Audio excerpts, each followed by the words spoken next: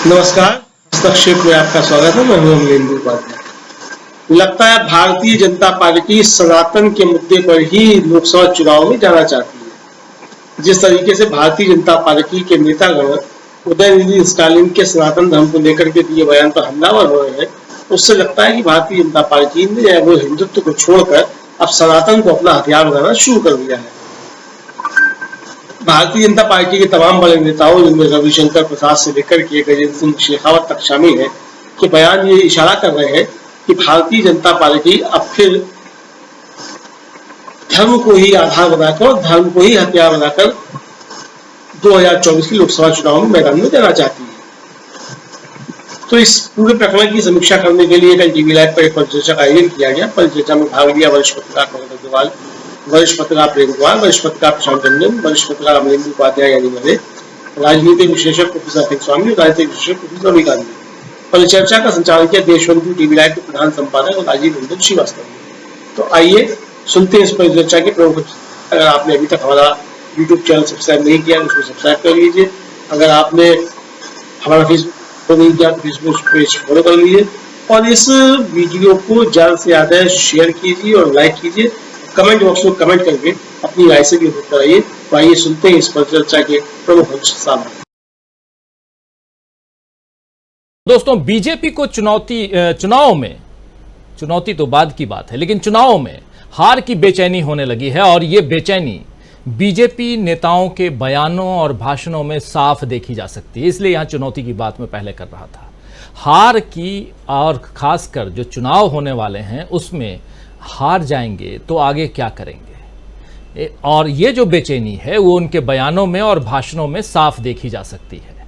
अभी तो एक ऐसे फैसले की खबर आई है जिसे सुनकर लग रहा है कि बीजेपी चुनावों में अपना कमल नहीं खिला पाएगी। इसका एहसास उसे हो गया है, तो अब वो संसद के कर्मियों को कमल की वर्दी पहनाकर अपने अरमान पूरा करना चाहती है। जी हां, बिल्कुल सही सुन रहे हैं आप। 18 सितंबर से शुरू होने जा रहे संसद के विशेष सत्र के दूसरे दिन यानी 19 सितंबर को गणेश चतुर्थी पर पूजा करने के बाद नए संसद भवन में कामकाज शुरू होगा और इस विशेष सत्र के दौरान संसद भवन के कर्मचारी भी नई ड्रेस में नजर आएंगे। नई ड्रेस में कमल के फूल और खाकी रंग को खास तवज्जो दी गई है। संसद में मार्शल अब मणिपुरी पगड़ी पहने नजर आएंगे। बताया जा रहा है कि इसे NIFT यानी कि निफ्ट ने तैयार किया है, national institute of fashion and technology, इसने तैयार किया है। लेकिन सवाल यही है दोस्तों कि आखिर संसद भवन के कर्मियों की वर्दी बदली क्यों गई है? क्या देश में वर्दी में बदलाव में जरूरी कई और इससे भी जरूरी कोई और काम है क्या? नहीं है। हमारे आपके लिए मुद्दों की प्राथमिकताएं कुछ और होंगी, जैसे हमें महंगाई, बेरोजगारी और नफरत के माहौल में बदलाव चाहिए, लेकिन मोदी सरकार वर्दी बदलने में लगी हुई है। रेटिंग एजेंसी क्रिसिल के मुताबिक पिछले एक साल में शाकाहारी थाली हिंदुस्तान में 24% और मांसाहारी थाली जो है वो 13% तक महंगी हो गई है। बीच में किस तरह टमाटर और प्याज ने रुलाया है, इसके भुक्तभोगी आप और हम दोनों हैं। मगर मोदी जी का काम शायद खाली गिलास में भरी हवा से ही चल जाता है। महंगाई पर उनकी चिंता नजर नहीं आती, बल्कि G20 में तो उन्होंने महंगे भोजन के साथ सोने चांदी के बर्तनों में मेहमानों को शाही दावत दी। वो भले खुद को फकीर कहें, लेकिन उनका झोला कहीं नजर नहीं आता है। हर बार राजसी ठाठ दिखते हैं और ये ठाठ बाट सत्ता के कारण बना रहे, इसका इंतजाम करने में मोदी जी लगे हुए हैं। अभी कुछ दिन पहले उन्होंने सनातन धर्म को लेकर के और अपने मंत्रियों को जो बातें, जो नसीहत दी थी, इसका माकूल जवाब दें। वो कह रहे थे कि सनातन धर्म के बारे में अब आप लोग खूब इसका माकूल जवाब दीजिए, इसका खूब प्रचार कीजिए। उनके मंत्री अब उनके इस फरमान को पूरा करने में लग गए हैं। सही सुन रहे हैं आप। एक के बाद एक मंत्रियों, सांसदों, नेताओं के जहरीले बयान अब आ रहे हैं। पहले जरा इन्हें इस बयान को सुन लेते हैं, फिर बताता हूं कि ये साहब हैं कौन और ये ताल्लुक कहां से रखते हैं, तमाम चीजें पहले सुनिए। सब हमारे पूर्वजों की, जिन्होंने, चाहे वो महाराजा सूरजमल होंगे, चाहे वीर दुर्गादास होंगे या महाराणा प्रताप है, हम सबको उनकी सौगंध उठा करके खड़े होना पड़ेगा कि हम इस सनातन पर हमला करने वालों को बर्दाश्त नहीं करें। हम बर्दाश्त नहीं करें, हम उनको उखाड़ करके फेंक दें और चुनौती के साथ में खड़ा होना पड़ेगा। जो सनातन के विरोध में बात करेगा, उस हर बोलने वाली, शब्द बोलने वाली जबान को हम खींच करके बाहर निकाल देंगे। जो सनातन की तरफ आंख खुदा करके देखेगा, उस उठने वाली हर एक आंख को हम उंगली डाल करके आंख को बाहर निकाल देंगे। हम चुनौती देते हैं कि सनातन के विरुद्ध बात करने वाला कोई भी व्यक्ति इस देश में जो है अपनी राजनीतिक ताकत और हैसियत बना करके नहीं रख पाएगा। तो सुना आपने दोस्तों, हिंसा का सरेआम आह्वान करने वाले ये साहब जो हैं, ये हैं केंद्रीय मंत्री गजेंद्र सिंह शेखावत। जुबान खींचना, आंख निकालना, ये सारे मध्ययुगीन बर्बर तरीके हैं दोस्तों। मोदी के मंत्री उस तरीके की पैरवी कर रहे हैं। क्यों? क्योंकि साहेब का आदेश है, फरमान है। जब मंत्री जी बोल गए तो बीजेपी अध्यक्ष पीछे क्यों रहे? जेपी नड्डा तो इसका संबंध सीधे सोनिया गांधी, राहुल गांधी और इंडिया से जोड़ रहे हैं। जेपी नड्डा ने एक्स पर यानी ट्विटर पर पोस्ट डाली है और उसमें लिखा है कि INDIA यानी इंडिया, पूरा इंडिया नहीं लिख रहे हैं, INDIA गठबंधन की मुंबई बैठक के 2 दिन बाद उदयनिधि स्टालिन का बयान आना, फिर प्रियंक खड़गे का सनातन पर आघात और आज DMK के मंत्री द्वारा ये स्वीकार करना कि INDIA गठबंधन का गठन ही सनातन धर्म के विरोध में किया गया था, ये सोनिया गांधी, राहुल और कांग्रेस की एक सोची समझी रणनीति का हिस्सा है। बेचारे बीजेपी के नेता इंडिया बोलना नहीं चाहते दोस्तों, इसीलिए स्पेलिंग लिख रहे हैं। इंडिया की स्पेलिंग किसी न किसी वजह से उन्हें बोलनी पड़ रही है। खैर, जेपी नड्डा ने सोनिया गांधी, राहुल गांधी और कांग्रेस पर हमला किया और इधर रविशंकर प्रसाद ने भी इसी तरह सनातन धर्म को इंडिया गठबंधन से जोड़ते हुए कहा कि सनातन का अपमान नहीं सहेगा हिंदुस्तान, हिंदू आस्था का अपमान नहीं सहेगा हिंदुस्तान। और सोनिया जी, आपने एजेंडा सेट कर दिया है और हम इसे घर घर तक पहुंचाएंगे। आप ध्यान दीजिए दोस्तों कि सोनिया गांधी ने सनातन पर अब तक कुछ भी नहीं कहा है, कुछ कहा ही नहीं है, लेकिन जानबूझकर उनका नाम बीजेपी ले रही है ताकि लोगों तक गलत संदेश जाए। भोपाल की बीजेपी सांसद प्रज्ञा ठाकुर भला क्यों पीछे रहे? उन्होंने तो बाकायदा सनातन के विरोधियों को श्राप ही दे दिया है कि उन्हें एड्स और कुष्ठ रोग हो जाए। तो माहौल जो है दोस्तों पूरा ध्रुवीकरण का बना दिया गया है। और उधर रविशंकर प्रसाद कह रहे हैं कि सोनिया जी, आपने एजेंडा सेट कर दिया है। क्या बीजेपी अभी तक एजेंडे की तलाश में थी? आप याद कीजिए, हम पिछले दिनों लगातार इसकी चर्चा कर रहे हैं कि बीजेपी एजेंडा सेट नहीं कर पा रही है। तो क्या अब उदयनिधि स्टालिन ने एजेंडा सेट कर दिया है? हम यहां सोनिया गांधी ने एजेंडा सेट किया ये नहीं कह सकते, लेकिन रविशंकर प्रसाद पता नहीं सोनिया गांधी का नाम कहां से ला रहे हैं। केरोसिन यानी कि इस जो एजेंडा सेट करने की बात कह रहे हैं उसमें कहीं ना कहीं ध्रुवीकरण का माहौल एक बना दिया गया है। और जब ध्रुवीकरण का माहौल बनाया गया है और उसमें भी हिंदुत्व की बात होगी तो ये माना जा सकता है कि केरोसिन फैलाया जा रहा है और बस चिंगारी लगाने की देर है। केरोसिन की बात राहुल गांधी ने कही थी, याद है ना आपको? अगर याद नहीं है तो आइए सुन लेते हैं राहुल गांधी क्या कुछ कह रहे थे। रविशंकर प्रसाद की बातें आपको हमने आपके सामने अपनी जुबानी पहुंचा ही दी है। राहुल गांधी, हिंदुस्तान में केरोसिन कैसे फैलाया गया है, सुनिए। We are sitting on a powder keg, right? We are sitting on a India that is primed, right? We have massive level of polarization. We have huge unemployment. We have, as I said, the backbone of employment broken, and we have massive concentration of wealth. We are going to have social problems. They're coming, without any doubt. There is going to be a mass upsurge. Now the question is, can the opposition make that upsurge peaceful, effective in changing the politics? You could also have a situation where you have an uncontrolled upsurge, which is what we're seeing in Sri Lanka, right? India is not in a good place. The BJP has spread kerosene all over the country. You need one spark and we'll be in big trouble. And so I think that's also the responsibility of the opposition, the Congress, that bring people together, bring the communities together, bring the states together, bring the religions together and say, listen, we need to cool this temperature down, because if this temperature doesn't cool down, things can go wrong.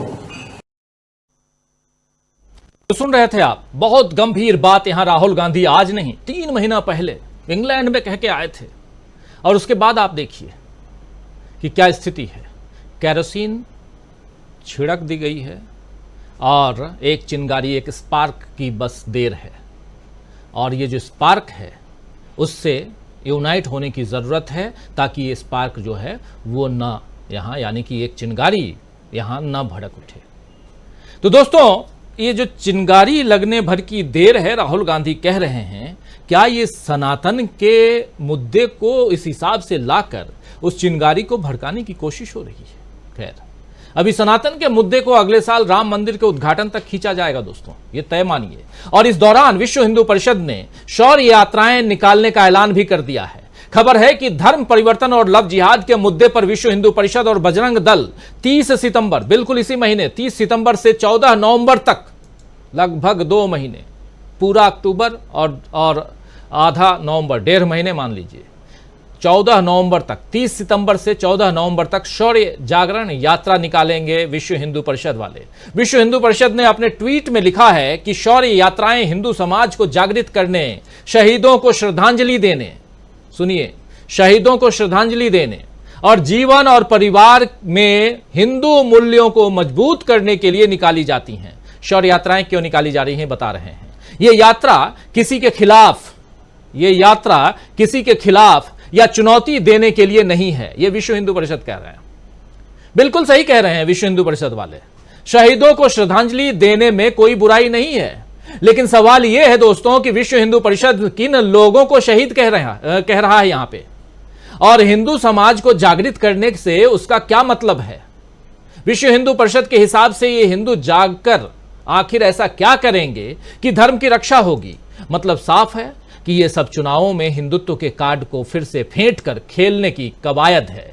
Ram मंदिर तो बन ही रहा है, और अब मंदिर वही बनाएंगे का नारा किसी काम नहीं रहा, और ना अब रथ यात्रा निकालने का मतलब है, तो अब शौर्य यात्रा और सनातन को मुद्दा बनाया जा रहा है। इधर पाकिस्तान का मुद्दा भी फिर से लाया जा रहा है। पूर्व सेना प्रमुख और अभी बीजेपी सांसद और पूर्व केंद्रीय मंत्री वीके सिंह ने राजस्थान में कहा है कि पाकिस्तान के कब्जे वाला कश्मीर यानी पीओके का कुछ समय बाद अपने आप भारत में विलय हो जाएगा। सुन लीजिए आप, कुछ समय बाद अपने आप पीओके का भारत में विलय हो जाएगा। पिछले चुनाव के वक्त पुलवामा ने बीजेपी को सहारा दे दिया, इस बार पीओके का मुद्दा खड़ा किया जा रहा है। तो एक तरफ सनातन, हिंदुत्व, शौर्य यात्रा, पीओके, ये तमाम बातें हैं दोस्तों। आइए आज न्यूज पॉइंट में चर्चा करेंगे कि किस तरह देश को संभालने में नाकाम मोदी और उनकी सरकार एक बार फिर हिंदुत्व के नाम पर दलदल फैला रही है ताकि बीजेपी का कमल खिल सके। लेकिन क्या जनता इस दलदल में अपने पैर धंसाएगी? सवाल है दोस्तों कि क्या जनता इस दलदल में अपने पैर धंसाएगी या इंडिया का हाथ थाम कर देश में सत्ता बदल देगी? सवाल बहुत बड़ा है और शायद वाजिब भी है। इन सवालों का जवाब ढूंढने की कोशिश, और जो हम लिख रहे हैं कि चुनाव से पहले एक खतरनाक खेल की तैयारी में बीजेपी, ये तमाम मुद्दे आपके सामने रख चुका हूं। इन मुद्दों पर चर्चा के लिए अब चलते हैं। हमारे साथ एक वरिष्ठ पत्रकारों का पैनल मौजूद है, उनसे आपका परिचय करवाता हूं। आगे बढ़ते हैं। देखिए, इस वक्त अभी 4 वरिष्ठ साथी जुड़े हुए हैं हमारे साथ। प्रोफेसर अखिल स्वामी जी हमारे साथ जुड़े हुए हैं, हमारे साथ प्रेम कुमार जी हैं, प्रमोद अग्रवाल जी हैं और अमलिंदु उपाध्याय जी हैं। आप चारों का स्वागत करता हूं। स्वागत, इस्तकबाल आप तमाम दोस्त साथी शुभचिंतक आप सबका जो अब तक जुड़ चुके हैं, जुड़ने वाले हैं इस खास कार्यक्रम में। और सबसे बड़ी बात कि एक तरफ 18 से लेकर 22 तक संसद का विशेष सत्र, और उस सत्र में 19 तारीख से वर्दी बदली जा रही है, और उस वर्दी में कमल भी होगा, खाकी भी, दोनों। लेकिन कमल और खाकी के साथ साथ आगे जब बढ़ते हैं तो जो दलदल है, उस दलदल में कौन कौन धंसने जा रहा है। कीचड़ में कमल तो खिलता है, सुना है, लेकिन दलदल में आप धंसते हैं और दूसरे पैर के सहारे पहले पैर को निकालने की कोशिश करते हैं, तो जितनी कोशिश होती है वैसे ही आप उतने ही धंसे चले जाते हैं। बहुत बुरा हाल होता है। क्या यही हाल होने जा रहा है इस देश की जनता का या बीजेपी का? समझते हैं। आइए जरा प्रोफेसर अखिल स्वामी जी आपके पास आना चाहता हूं, कैसे देखते हैं आप? देखिए राजीव जी, मैं एक शुद्ध सनातनी आपकी डिबेट में हूं, और मैं ये जो फर्जी सनातनी हैं इनसे कुछ पूछना चाहता हूं आपके माध्यम से। पहले ये बताएं, ये सनातनी किसको मानते हैं? सनातनी की परिभाषा क्या है? क्या सनातनी के लिए पूजा करना आवश्यक है? क्या सनातनी के लिए शुद्ध शाकाहारी होना आवश्यक है? तो सनातनी की परिभाषा क्या है? अगर शाकाहारी होना आवश्यक है सनातनी होने के लिए, तो क्या जो नॉन वेजिटेरियन सनातनी या हिंदू हैं उनसे भी युद्ध छेड़ेंगे क्या? अगर आप ये कहते हैं कि जो मूर्ति पूजा है वो आवश्यक है और भगवान को मानना आवश्यक है और मूर्ति पूजा करके ब्रह्मा विष्णु महेश में विश्वास करना आवश्यक है, तो क्या आर्य समाजियों को आप सनातनी और हिंदू मानेंगे क्या? क्या आर्य समाज और सनातन में अंतर है क्या? क्या जो खान पान है, जैसे ऋषि सुनक अभी आए और ये बड़े हर्ष से कहा गया कि वो अक्षरधाम मंदिर गए, उन्होंने मत्था टेका, भगवान से प्रार्थना की, उन्होंने कहा कि मैं गर्व से कहता हूं कि मैं हिंदू हूं, लेकिन वो तो कुछ और भी खाते हैं। जो वो खाते हैं उसको खाने के लिए तो आप हिंदुस्तान में हत्याएं करते हैं। आप तो फ्रिज खोल खोल के देखते हैं कि अगर इसके फ्रिज के अंदर वो वाला मीट है तो ये तो मरने योग्य है। तो इसका मतलब क्या, जो बंगाल के अंदर या नॉर्थ ईस्ट के अंदर या गोवा के अंदर जो सनातनी और हिंदू वो मांस खाते हैं जो हम समझते हैं कि वर्जित है, क्या आप उनको सनातनी और हिंदू मानते हैं? देखिए, ये सनातन को परिभाषित करें। क्या ये जो द्रविडियंस हैं, ये जो पेरियार के समर्थक हैं या जो अंबेडकर के समर्थक हैं, अगर पेरियार की पद्धति में उनको मानने वालों के लिए ये चीजें आवश्यक नहीं हैं, तो क्या वो सनातनी या हिंदू नहीं है? तो मैं ये जानना चाहता हूं इनके माध्यम से कि अगर पूरे हिंदुस्तान में अभी तक हम ये मानते थे कि 100 करोड़ हिंदू या सनातनी हैं, तो जो आपकी परिभाषा अगर आप परिभाषित करेंगे तो क्या ऐसा होगा इसमें से केवल 30 करोड़ सनातनी हिंदू रह जाएंगे आपकी परिभाषा के अनुसार, क्योंकि 70% हिंदू या सनातनी नॉन वेजिटेरियन खाते हैं और मूर्ति पूजा में विश्वास नहीं करते। तो इसका मतलब यह है, परिभाषित कीजिए। अब उन्होंने एक और चीज कही जो आपने बताया सिंह साहब ने, कि हम पीओके को अपने अंदर ले लेंगे। अभी तक आप ये कह रहे थे, जो सीआरसी और एनआरसी पता नहीं क्या क्या आपने किया था, कि यहां पे जब हिंदुस्तान पाकिस्तान का बंटवारा हुआ तो सारे मुसलमानों को पाकिस्तान चला जाना चाहिए था और केवल हिंदुओं के लिए हिंदुस्तान बना था, उनको यहां रहना चाहिए था। तो जब पीओके में लेंगे तो वहां तो 99% लोग मुसलमान हैं, तो क्या पीओके को लेंगे और वहां के मुसलमानों को पाकिस्तान भेज देंगे? और अभी आप यहां जो करीब 15-17 करोड़ मुसलमान हैं उनसे इतने ज्यादा परेशान हैं कि आप 100 करोड़ हिंदुओं की रक्षा उनसे करने में असमर्थ हैं। तो जब ये पीओके के मुसलमान यहां आ जाएंगे तो क्या आपके हिंदू और असुरक्षित नहीं हो जाएंगे? तो आप जो हिंदू राष्ट्र बनाने की बात कर रहे हैं, आप मुसलमानों को बाहर करने की बात कर रहे हैं और दूसरी तरफ मुसलमानों को अपने देश में शामिल करने की बात कर रहे हैं। तो मेरे ख्याल से ये लोग वो लोग हैं जो एंटायर पॉलिटिकल साइंस पढ़े हुए हैं और इन्होंने हर चीज एंटायर में पढ़ी है। तो अगर आपका अवसर आपको मिले तो किसी फर्जी या ढोंगी सनातनी से ये 3-4 प्रश्न पूछ लीजिएगा।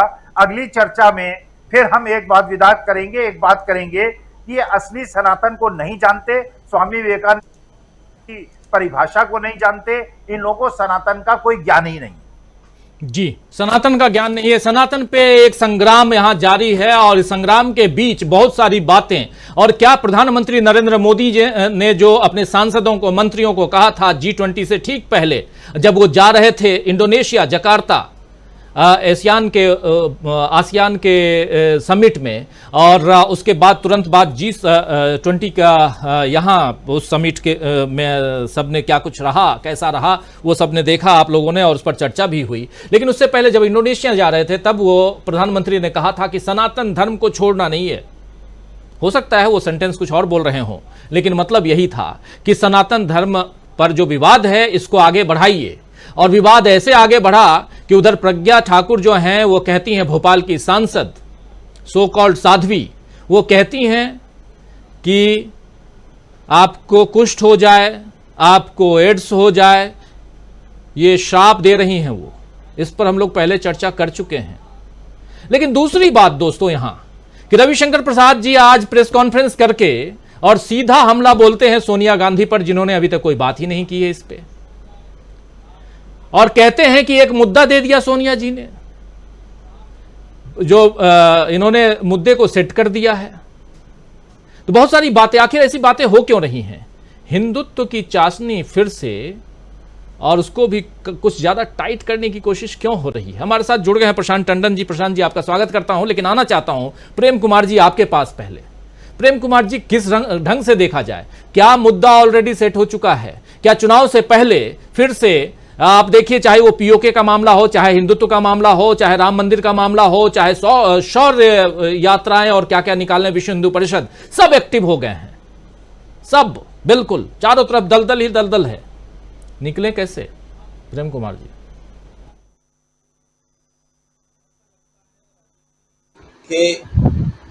ठीक है। जो जमीन के अंदर जो बारूद लगाया जाता है युद्ध के समय में, वो बारूद लगाए जा रहे हैं चारों तरफ से, जो बारूदी सुरंग, जिसको जो भी लैंडमाइन ये सब टाइप से बोलते हैं। मैं बहुत विशेषज्ञ नहीं हूँ उस बात को बोलने का। उस तरह से ये चीजें लग रही हैं। और आप जो एक साध्वी प्रज्ञा की बात की कि वो तमाम तरह के शाप दे रही हैं, तो हमारे यहाँ कहावत है कि कसैया के शाप से गैया नहीं मरती। तो जो कसाई है उसके श्राप का क्या मतलब है?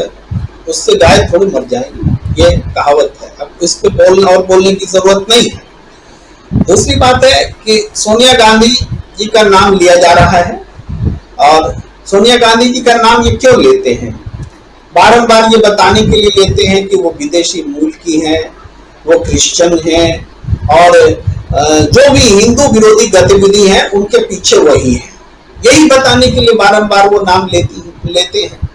और वो सोनिया गांधी जो देश की प्रधानमंत्री हो सकती थी, जिन्होंने नेता चुने जाने के बाद उस कुर्सी को कबूल नहीं किया। क्यों?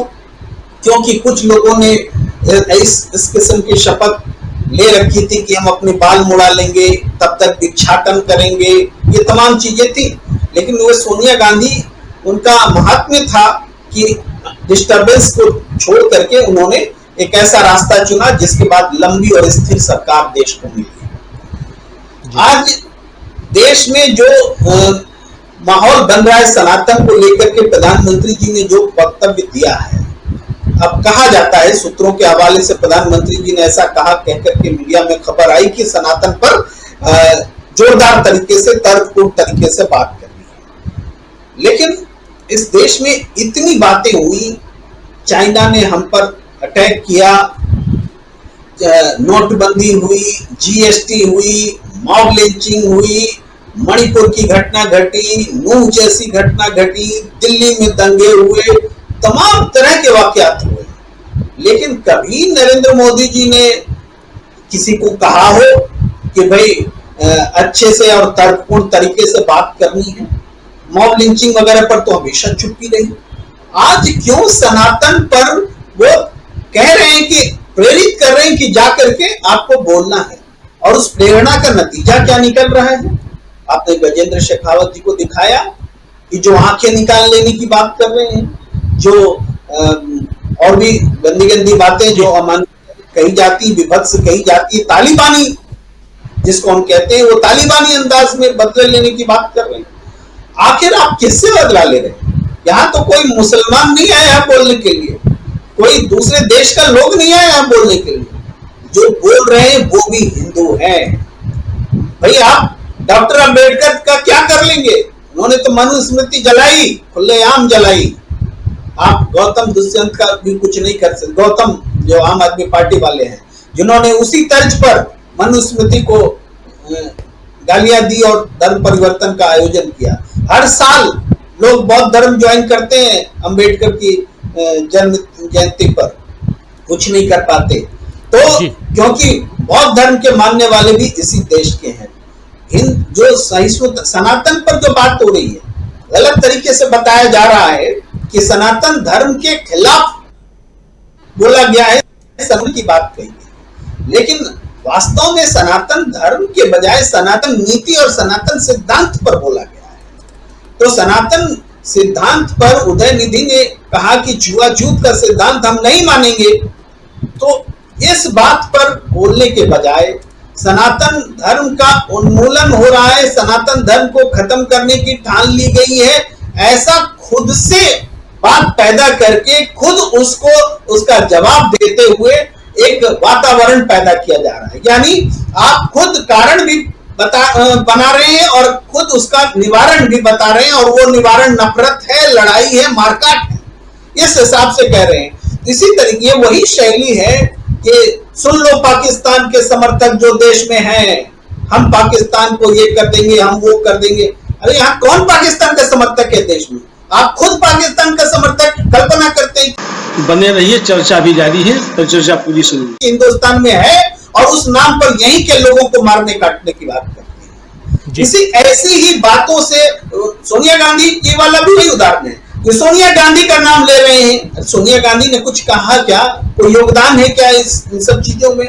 नहीं है, लेकिन वो हिपोथेटिकल तरीके से अपने सामने एक दुश्मन बनाते हैं ताकि मारने का बहाना मिल सके। और ये शैली जो है ये फांसीवादी शैली है, इसी को फासिस्टवाद कहते हैं। देश उसी दिशा में जा रहा है और नफरत जो केरोसिन देश में छिड़का हुआ है, अब वो हम तो कह रहे हैं कि बारूद और लैंडमाइन में बदल दिया जा रहा है बीजेपी की तरफ से। जी बिल्कुल बिल्कुल। प्रेम कुमार जी, दोबारा आता हूं आपके पास और सीधा आना चाहता हूं प्रशांत टंडन जी आपके पास। प्रशांत जी, कैसे देखा जाए, क्या नैरेटिव सेट हो चुका है? क्या सोनिया गांधी, इंडिया या कांग्रेस या राहुल गांधी, इन लोगों ने नैरेटिव सेट कर दिया है और इस नैरेटिव में कहीं ना कहीं आमने सामने इर्द गिर्द जो है वो सनातन है, जो रविशंकर प्रसाद बोल रहे हैं? ये माना जाए, या ये माना जाए कि जिस चुनावी नैरेटिव को सेट करने की कोशिश में जुगत में अभी तक लगी हुई थी बीजेपी, उसके हाथ एक मुद्दा आ गया है सनातन नाम का, उस मुद्दे को भुनाने की कोशिश हो रही है, जैसा प्रधानमंत्री नरेंद्र मोदी के जरिए बात जो है वो बाहर तक आई, और ये कि सनातन के मुद्दे को भुनाओ, जैसा अभी हमने देखा शेखावत साहब जो केंद्रीय मंत्री जो अपनी बात कह रहे थे, बिल्कुल तालिबानी अंदाज में जुबान खींच देंगे, आंखें नोच लेंगे, आंखें निकाल लेंगे, ऐसी बात अगर कह रहे हैं और देश का केंद्रीय मंत्री कह रहा है, तो किस दिशा में जा रहे हैं हम? सोचना तो होगा, चर्चा तो बनती है। प्रशांत जी। राजीव जी, अगर हम आप सब अपने समाज में जाएं इधर उधर और लोगों से बात करें, अपने घर परिवार में बात करें, पड़ोसियों से बात करें, रिश्तेदारों से बात करें, मित्रों से बात करें और इसी विषय में बात करें जो विषय पे हम लोग चर्चा कर रहे हैं, तो आपको मालूम होगा कि ये जो सनातन धर्म का मुद्दा है ये सिर्फ सोशल मीडिया और मीडिया में है, जमीन पे नहीं है। ये जमीन में मुद्दे दूसरे हैं और बीजेपी के साथ मुझे ऐसा लग रहा है कि बीजेपी या मोदी साहब के जो इर्द गिर्द लोग हैं वो कुछ उनमें भटकाव है और वो केंद्रीय मुद्दों पे नहीं आ पा रहे। अब इसके 2-3 पहले तो इसी पे आ जाते सनातन धर्म के मुद्दे पर कि इसका होगा क्या जी। ठीक है कि वो उदयनिधि स्टालिन के बयान को आपने उछाल दिया। देखिए, पहली बात को ये जो प्रेम कुमार जी कह रहे हैं, मैं उसी को थोड़ा सा और एक्सप्लोर करूं कि ये मुद्दा जितना उठाएंगे ये बेसिकली कोडेड लैंग्वेज है और इसका मुसलमानों से कोई मतलब नहीं है। ये कोडेड लैंग्वेज क्या है? ये सवर्ण वर्चस्ववाद की वापसी है और इसमें प्रधानमंत्री मोदी का स्टैंप है और ये बहुत बड़े बीजेपी के वोटर को एलिनेट करेगा। ये जैसे ही नीचे जाएगा, ये सोशल मीडिया और मीडिया से जब बाहर जाएगा, ये ज़मीन पर जाएगा, तो उनके बहुत सारे जो मतदाता हैं जो ओबीसी समाज से हैं या SC ST के हैं, उनमें डिफ्लेक्शन पैदा करेगा जी। एक तो नुकसान ये करेगा ये, और दूसरा नुकसान ये करेगा कि दक्षिण भारत में एकमात्र दरवाजा अभी तक आपके पास कर्नाटक का था, वो दरवाजा ही बंद हो गया। दक्षिण भारत में इस तरीके का कुछ नहीं होगा, बल्कि उसका उल्टा असर होगा। जो थोड़ा बहुत भी प्रेजेंस दक्षिण भारत में आपको कर्नाटक में मिल गया था, वो भी बंद हो जाएगा। तो इसके दो बहुत इमीडिएट जो फॉल आउट है वो होंगे। और तीसरा जो इम्पोर्टेंट बात है राजीव जी, वो ये है कि बीजेपी लगातार, जो हम लोग चर्चा करते हैं टेस्ट बलून की, जी लगातार मुद्दों के साथ एक्सपेरिमेंट कर रही है चुनाव के थोड़े समय पहले, और वो सेटल नहीं कर पा रही किस मुद्दे पर वो जाए। महंगाई, रोजगार, विकास, डेवलपमेंट, इन मुद्दों पर नहीं जा सकते। अभी हमने देखा कि गैस के सिलेंडर पे 200 रुपए कम करने के बावजूद उपचुनाव में क्या हाल हुआ। हारे नहीं, बुरी तरह हारे। उत्तर प्रदेश में हारे, लैंडस्लाइड डिफीट जिसको कहा जाए, जी प्रोफाउंड डिफीट। तो ये मुद्दे काम नहीं कर रहे हैं, अभी इनको एक्सपेरिमेंट के फेज में है। और एक्सपेरिमेंट के फेज में नुकसान क्या हो रहा है राजीव जी, कि किसी भी एक मुद्दे की कोई एक शेल्फ लाइफ तय नहीं हो पा रही है। हम लोग कम्युनिकेशन का अध्ययन करते हैं, मास कम्युनिकेशन के लोग हैं, तो हम जानते हैं कि messaging, audience, sustainability of messaging कैसे होती है। तो जिस तरीके से बीजेपी मुद्दों की हॉपिंग कर रही है, अब आप देखिए कि परसों तक G20 की उपलब्धियों पे कितना शोर मच रहा था, जी नए मुद्दे आ गए। इसलिए मैं बार बार कहता हूं कि बीजेपी ने अपने कोर मुद्दों की, अपने अचीवमेंट्स की भी जो शेल्फ लाइफ है, जो उसका जीवन है, वो 3 दिन का कर दिया है। मोदी जी का भाषण 3 दिन के बाद इररिलेवेंट हो जाता है। वो नई हेडलाइन की तलाश में निकल जाते हैं, और उस नई हेडलाइन की तलाश में क्या होता है कि आपके जो ऐतिहासिक कुछ काम भी अगर आपने किए, तो वो भी जो है वो पानी में घुल जाते हैं। आप देखिए कि आज की प्रेजेंट जनरेशन को तो याद भी नहीं होगा। हम लोग भी स्कूलों में थे जब नॉन अलाइंड मूवमेंट, गुट निरपेक्ष देशों का सम्मेलन दिल्ली में हुआ था। आज तक याद किया जाता है। 1983 वो तस्वीरें आज भी, जी 1983 में वो तस्वीरें आज भी घूमती है सोशल मीडिया पे। उस वक्त तो सोशल मीडिया भी नहीं था, उस वक्त टीवी चैनल भी नहीं थे, मोबाइल फोन भी नहीं थे, लेकिन वो तस्वीरें आज भी घूमती हैं। ये फर्क होता है कि अगर आप रोज एक मुद्दा उठाएंगे, उसको चढ़ाएंगे, जिसको टेलीविजन की लैंग्वेज में हम लोग कहते थे मुद्दे को तान दो, स्टोरी को, तो आप तान देंगे उसको, आईटी सेल लगा देंगे और ये ट्रोल वाले मंत्रियों की प्रेस कॉन्फ्रेंस करा देंगे, 2 दिन में वो चलेगा, हेडलाइन बन जाएगी। उसके बाद 2 दिन बाद तो उसमें एडिटोरियल आर्टिकल आना ही बंद हो जाते हैं। तो ये एक परेशानी है बीजेपी के साथ, ये कहीं कोई भटकाव है। दूसरा कि क्यों सोनिया गांधी पे टारगेट कर रहे हैं, इनकी बड़ी शिद्दत से जो डर है कि वो इंडिया गठबंधन में गांधी फैमिली की क्रेडिबिलिटी को खत्म करना चाहते हैं। ये कैसे हो सकता है? उन्हीं लोगों ने बनाया है, कांग्रेस पार्टी है साथ में, सबसे बड़ी विपक्षी पार्टी है। क्या कांग्रेस पार्टी के बगैर कोई गठबंधन बन सकता है? और हम लोग उसकी गठबंधनों की बैठक में लगातार गए, जो बयान है वो देख रहे हैं, उसमें इतनी गंभीरता है, इतनी सीरियसनेस है कि तमाम कोशिशें करने के बाद भी टूट नहीं रहा है, और तमाम तरीके के ऊल जलूल नए नए प्रोजेक्ट में ये फंस गए हैं। जैसे मध्य प्रदेश में आरएसएस एक बी टीम लॉन्च कर रही है, जी तो ये घबराहट है ना। अब इस पे अगर कोई ग्राउंड पे सर्वे कराया जाए कि सनातन धर्म पे कितना रेजोनेट कर रहा है ग्राउंड पे, मुद्दे रोजगार है, महंगाई है राजीव जी, मुद्दे तमाम सारे हैं।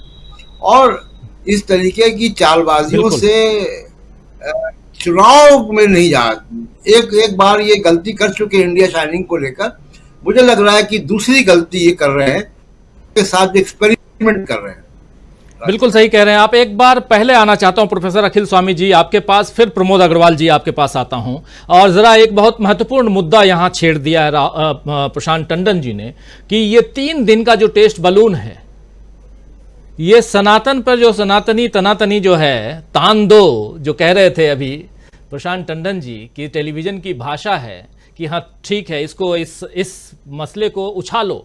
वही होता भी, हम लोग देखते हैं शाम को डिबेट्स में वह एक मसले को उछाला जाता है, 3 दिन तक उछाल कर। अभी हम लोग G20 को देख रहे थे, G20 के बाद अचानक सनातन सामने आ गया। सनातन से पहले भी बहुत कुछ था, वन नेशन वन इलेक्शन आपने देख लिया। कितनी सारी चीजें पिछले 15 दिनों से हम देख रहे हैं और आने वाले दिनों में अभी बहुत सारी चीजें देखेंगे। अभी रविवार को हम लोगों ने ब्रेकिंग किया था महाराष्ट्र को लेकर के, शिंदे सरकार के बारे में, उस पर भी अभी हम आगे देखेंगे। हम देखेंगे अभी 15 तारीख, आज 12 है, 3 दिन बाद 15 तारीख को ईडी साहब का क्या होता है, ईडी के डायरेक्टर साहब का क्या होता है, वो भी देखेंगे।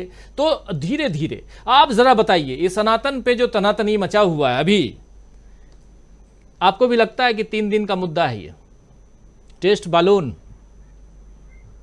देखिए राजीव जी, मुझे ऐसा लगता है कि इन्हें चीजों को तोड़ने में आनंद आने लगा है।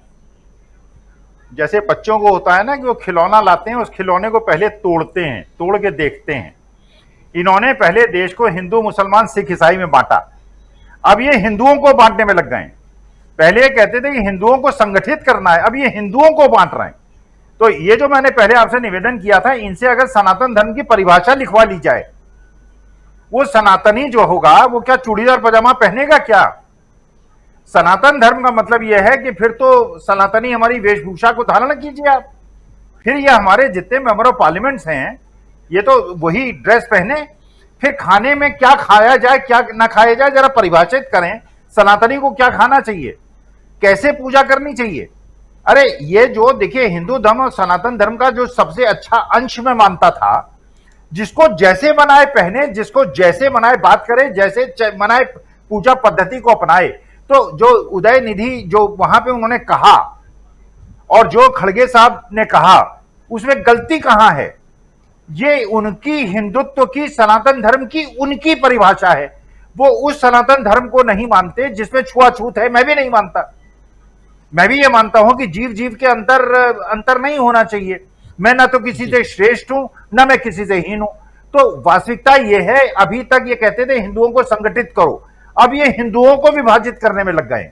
मुसलमानों को इन्होंने अलग कर दिया, क्रिश्चियनों को अलग कर दिया, सिखों को अलग कर दिया, वहां पे मणिपुर के अंदर इन्होंने कुकीज को अलग कर दिया। अब ये हिंदुओं को तोड़ने में लग गए, इनको तोड़ने में आनंद आने लगा है। स्वामी जी, पहले आप जब सनातन की बात करते थे इसी और उस सच्चाई से रूबरू हो रहे हैं, और इसीलिए वो अब इनसे पिंड छुड़ाना चाहते कि भैया हम अपने धर्म की रक्षा कर लेंगे, तुम ठेकेदारी मत लो। क्योंकि हमारा धर्म तब रहेगा जब हमें रोजगार मिलेगा, रोटी मिलेगी, महंगाई कम होगी। लेकिन वो नहीं, 500 रुपया लीटर पेट्रोल हम खरीद लेंगे। ये उनके कुछ चंगू मंगू जो भक्त लोग हैं वो कहते हैं, वो इसी के लिए उनको मिलता है ना कुछ पैसा ये सब कहने के लिए। जैसे 2 रुपया में ट्वीट करने के लिए मिलता है, वही जाकर के ये सब नैरेटिव खड़ा करते हैं। लेकिन असल में जो इस देश का नागरिक है वो कुम्हार है, जो कानपुर में बैठ करके वो दीपक बना रहा है और ये कह रहा है कि मोदी जी ने मेरे ऊपर जुल्म किया है क्योंकि मिट्टी बहुत महंगी है, हमारी कोई आमदनी नहीं है, बच्चे हमारे बेरोजगार हैं, हमें ठीक ढंग से एक वक्त का राशन भी नहीं मिल रहा है, रोटी भी नहीं मिल रही। ये है देश के हालात। जी, देश के हालात। और इन हालात में आप जानिए कि कैसे रोटियां सेकी जा रही हैं, मुद्दों से भटकाया जा रहा है, मूल मुद्दों से खासकर भटकाया जा रहा है और उन मुद्दों को लाया जा रहा है जिस पर चर्चा खूब होती है, लेकिन उससे ना तो आपका पेट भरने वाला है और ना ही आपके घर में चूल्हा जो है वो जलने वाला है। तो आप समझ सकते हैं कि कैसे आपके साथ विश्वासघात किया जा रहा है। ये समझिए, ये आपको समझना चाहिए। प्रमोद अग्रवाल जी, आना चाहता हूं आपके पास जल्दी से, अब जल्दी क्लोजिंग कमेंट आपके पास। और हम छत्तीसगढ़ की बात भी बहुत कर चुके हैं, लेकिन ओवरऑल चूंकि 5 राज्यों में चुनाव और छत्तीसगढ़ में भी चुनाव है, ये मुद्दे सिर्फ छत्तीसगढ़ की बात नहीं कर रहा हूं, राजस्थान, छत्तीसगढ़, मध्य प्रदेश, तेलंगाना या मिजोरम, जो मुद्दा है, मूल मुद्दा सनातन का, यह हावी होता हुआ दिखाई देता है। राजीव जी, वो धर्म किसी काम का नहीं है जो अपनी कुरीतियों को सुधारना ना चाहे। अगर समय रहते आप अपनी कुरीतियां नहीं त्याग रहे हैं तो वो धर्म सिर्फ भटकाव पैदा करता है। ये उस धारा के व्यक्ति हैं जिनका नेता यह कहता था कि मैं ब्रह्मचारी नहीं हूं, कुंवारा हूं, ब्रह्मचारी नहीं हूं। ये सनातन और हिंदू का यही फर्क है जो ये कहते थे। हमारे सनातन और हिंदू का फर्क अगर देखना चाहेंगे ये, तो जिसने बाल विवाह के विरुद्ध कानून बनाया वो गैर सनातनी हो गया, क्योंकि आपका सनातन तो बाल विवाह को प्रोत्साहित करता है। जिसने दहेज का कानून बनाया वो बेकार है, क्योंकि वो आपका सनातन तो दहेज को प्रोत्साहित करता है। जिसने महिलाओं के पर्दा प्रथा और सती प्रथा का अंत करा दिया वो सनातनी नहीं हो सकता, क्योंकि आपका सनातन तो यह स्वीकार नहीं करता है। आपका सनातन तो स्वीकार करता है कि एक अबोध द्रौपदी को आप मां बना दें, कुंवारी मां बना दें। आपका सनातन तो स्वीकार करता है कि अहिल्या को पत्थर बना दें क्योंकि उस पर बलात्कार हुआ। यह सनातन नहीं है। उदयनिधि की बात को आप राजनीति से जोड़कर देख रहे हैं और इस देश में सनातन के नाम पर केरोसिन का नाम रख दिया है। अपने सनातन के नाम पर आप केरोसिन बांट रहे हैं आप सब फिर से।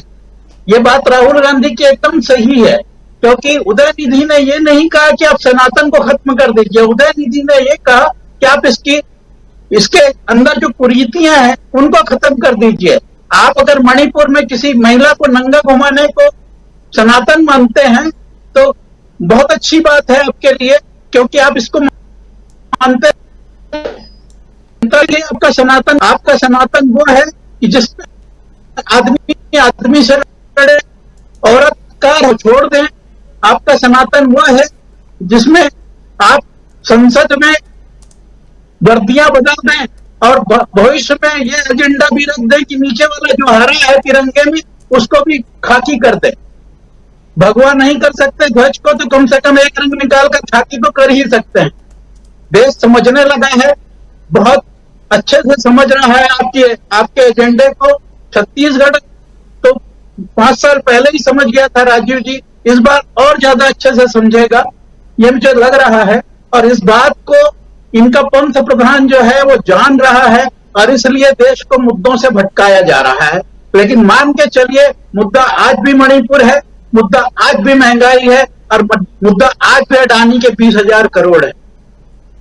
चलिए, मणिपुर की चर्चा की आपने, तो नूह की चर्चा भी, और उसकी जानकारी आप सबको है ही कि फाइनली मोनू मानेसर को पकड़ लिया गया है। तो ये जानकारी इसकी ज़रूरत इसलिए भी क्योंकि मणिपुर से नूह तक जो कुछ भी हुआ वो भी केरोसिन ही है। लेकिन एक बहुत महत्वपूर्ण बात यहाँ प्रशांत टंडन जी ने कही है कि इस सनातन के बाद अब इंतज़ार कीजिए आप मनु पे चर्चा। चलिए इंतज़ार करेंगे, पढ़ना होगा। लेकिन मनुस्मृति पढ़ा नहीं हूँ, पढ़ना कभी चाहता नहीं हूँ प्रशांत जी, लेकिन चर्चा के लिए पढ़ना पड़ेगा लगता है। जैसा आप कह रहे हैं तो पढ़ना होगा। पढ़ लिख के बैठेंगे तब तो कुछ ज्ञान अर्जित भी करेंगे, ज्ञान दे भी पाऊंगा। तो इस चर्चा को समाप्त कर जी प्रशांत जी कुछ कह रहे हैं। प्रशांत जी की आवाज़ बढ़ाइए। पांडुरंग राव का अनुवाद उपलब्ध है जी। हाँ, और वो आसानी से मिल भी जाएगी। मैंने पढ़ी है बहुत साल पहले और पीछे कहीं किताबों के शेल्फ में होगी भी, तो पढ़नी चाहिए, सब कुछ पढ़ना चाहिए जी। बिल्कुल, और हम लोगों को तो पढ़नी चाहिए। डॉक्टर अंबेडकर का एनिहिलेशन ऑफ कास्ट भी पढ़ना चाहिए। सही कह रहे हैं, बिल्कुल। तो किताबें पढ़नी चाहिए, किसी भी किताब से नफरत नहीं, लेकिन नफरत उनसे कीजिए जो उस रूप में, नफरत के रूप का जो एक केरोसिन है, उसके भी कई रूप हैं। जो केरोसिन, यहाँ इस शब्द का इस्तेमाल इसलिए कर रहा हूँ क्योंकि राहुल गांधी इसी शब्द का इस्तेमाल करते हैं, और वो कम से कम पानी में परिवर्तित हो जाए, यानी आग बुझाने का काम करे, ज़्यादा बेहतर है। तो बहुत बहुत शुक्रिया अदा करना चाहता हूं प्रोफेसर अखिल स्वामी जी, प्रोफेसर रविकांत जी, प्रमोद अग्रवाल जी, प्रशांत टंडन जी, अमलेंदु उपाध्याय जी और साथ में जुड़े थे प्रेम कुमार जी। आप सबको बहुत शुक्रिया, बहुत धन्यवाद। आप तमाम साथी, एक गंभीर चर्चा, भले हंसी मजाक थोड़ी सी ठिठोली हो जाती है, लेकिन एक गंभीर चर्चा और इस चर्चा को समझने की कोशिश है, और कि आखिर धर्म के नाम पर इस देश को मूल मुद्दों से आप भटकाने की जो कोशिश कर रहे हैं, उससे आपकी जनता आपसे नफरत करने लगेगी, और बहुत तेज़ी से। चैट जीपीटी, यानी कि आप जो कुछ सोच रहे हैं सिर्फ आप बोलिए और आपके सामने वो रख देता है। आजकल आप जानते होंगे कि एआई का ज़माना आ गया है, आर्टिफिशियल इंटेलिजेंस, यानी आप एआई के ज़रिए अब समाचार सुन सकते हैं। कल को मैं राजीव हूं और मेरी जगह पे कोई एआई बैठ करके और डिबेट कर रहा होगा। तो ये सारी चीज़ें जहां हो चुकी हैं, विज्ञान कितना आगे जा चुका है। हमारा देश भले देर ही सही, लेकिन चांद के दक्षिणी ध्रुव पर पहली बार पहुंच चुका है। दुनिया का कोई देश दक्षिणी ध्रुव पर नहीं पहुंचा, हम लोग पहुंच चुके हैं। तो देश कहां जा चुका है, और ये आज से ये काम नहीं हो रहा, पिछले 75 साल से ये काम हो रहा है। लेकिन आज भी पिछले 75 साल से हम एक ही बात, 75 नहीं 100 साल, 2 साल 200 साल से एक ही बात, एक ही रट, हिंदू, हिंदुत्व, सनातन, और इसी के इर्द गिर्द हैं। तुम कौन, हम कौन, कौन सी जात, कौन सा धर्म, इसी के इर्द गिर्द रहते हैं। गांव मोहल्ले चौराहों पे चाय की चुस्कियों के साथ आप चर्चा कीजिए। कोई आता है तो सबसे पहले अच्छा क्या नाम, फिर क्या सरनेम, ये सारी चीज़ें पूछी जाती हैं। कौन से जात, कौन बिरादरी, ये सब कहा पूछा जाता है। तो ये जब तक खत्म नहीं होगा तब तक सियासी रोटियां सेकी जाती रहेंगी, आप और हम मूर्ख बनते रहेंगे, और इसमें हमको आपको झोंका जाता रहेगा। और उनके बच्चे विदेश में अच्छी पढ़ाई करके, विदेशों में अच्छी कमाई करके, और फिर से आप पर हम पर शासन करने के लिए वापस लौट के आएंगे। यही चलता रहा है, देख लीजिए।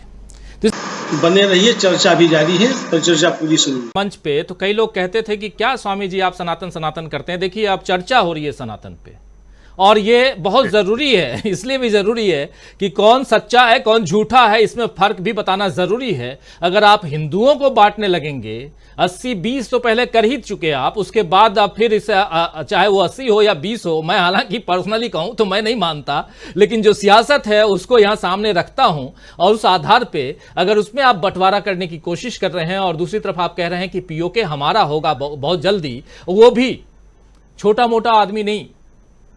और एक दूसरा जो आपका केंद्रीय मंत्री गजेंद्र सिंह शेखावत हैं, वो साहब कह रहे हैं कि जुबान खींच लो, आंखें नोच लो। जब ऐसी जुबान, ऐसी भाषा का प्रयोग अगर आप करेंगे तो फिर आप समाज को दे क्या रहे हैं, और किस सनातन, क्या किस हिंदुत्व या किस धर्म की बात कर रहे हैं।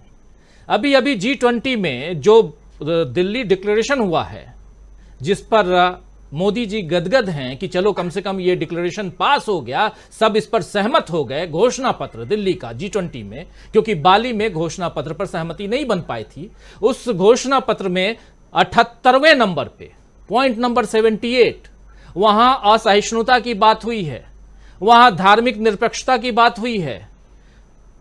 और इनके ही पूर्व मंत्री और सांसद महोदय ने पूछा है सुब्रमण्यम स्वामी ने कि मोदी जी जरा बताइए ये किसके लिए, किस देश के लिए आपने लिखा है, या किस देश पर इस सहमति हुई है। ये आप, शायद आप तो हैं नहीं, तो आपके लोग आपके ऊपर उंगलियां उठा रहे हैं। छोटी मोटी बात नहीं है, बहुत बड़ी बात है, इसलिए यहां चर्चा वाजिब है, लाजमी है। जरा आना चाहता हूं प्रमोद अग्रवाल जी आपके पास, जरा आपसे समझूं कि क्या किस रूप में आप देखते हैं जो कुछ चल रहा है, और इसमें भी जैसे यहां तड़का लगाने, चाशनी बनाने की कोशिश हो रही है। नाम भले सोनिया गांधी का आप दे दें या राहुल गांधी कह दें, लेकिन राहुल गांधी तो बहुत पहले कह चुके हैं केरोसिन, उसी केरोसिन की तैयारी चल रही है क्या, या ये केरोसिन ऑलरेडी है, चिंगारी की तैयारी चल रही है। राजीव जी, छत्तीसगढ़ में कबीर पंथ होता है। छत्तीसगढ़ के बहुत सारे ओबीसी समाज के लोग कबीर पंथी कहलाते हैं। वो नाम से तो हिंदू होते हैं, लेकिन पंथ के हिसाब से वो हिंदू धर्म का पालन नहीं करते हैं।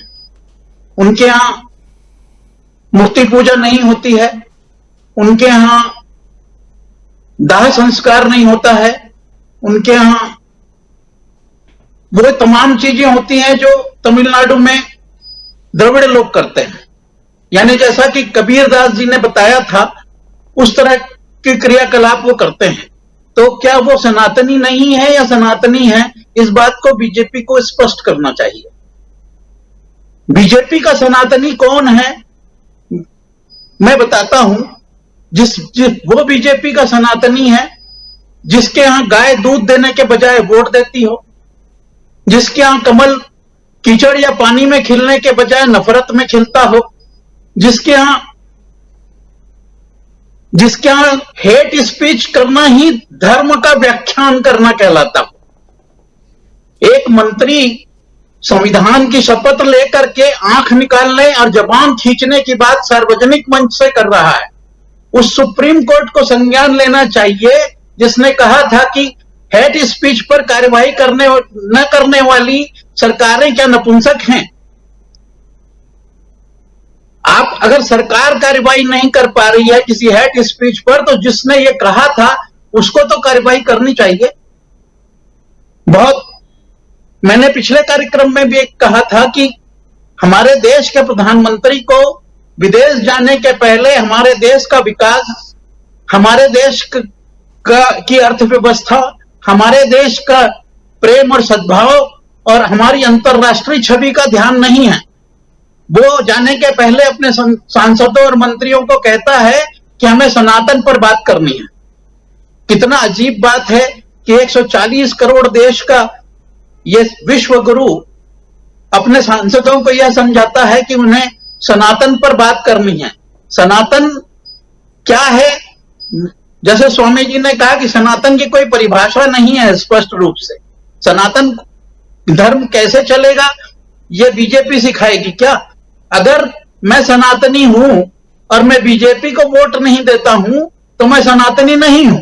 और अगर कोई आदमी सनातन के नाम पर बीजेपी को वोट देता है तो वो सनातनी है। बेसिक परिभाषा यही है।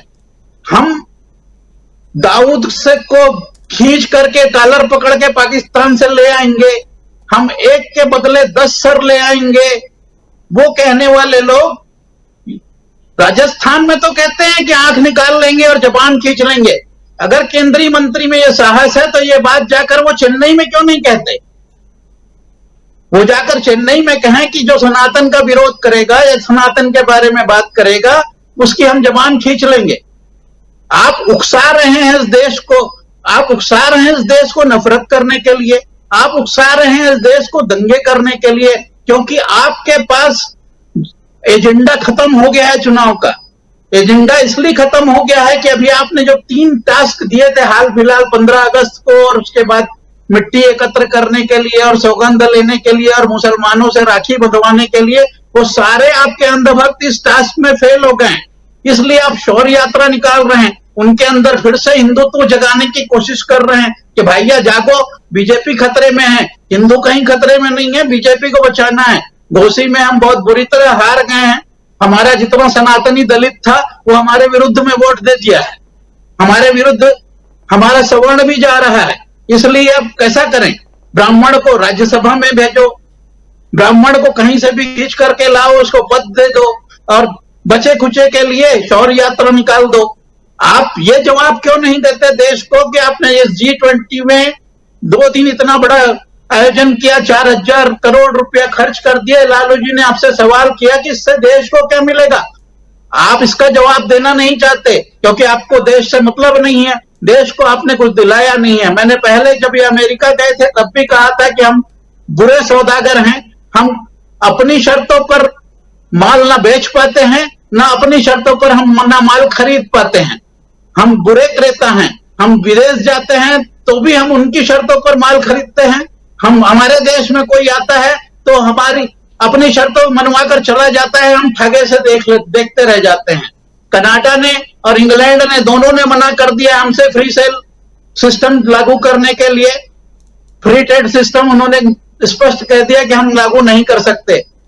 सेब के मूल्यों की बात आ रही है, अमेरिका के राष्ट्रपति सेब के 20% रेट कम कराकर चले गए हैं।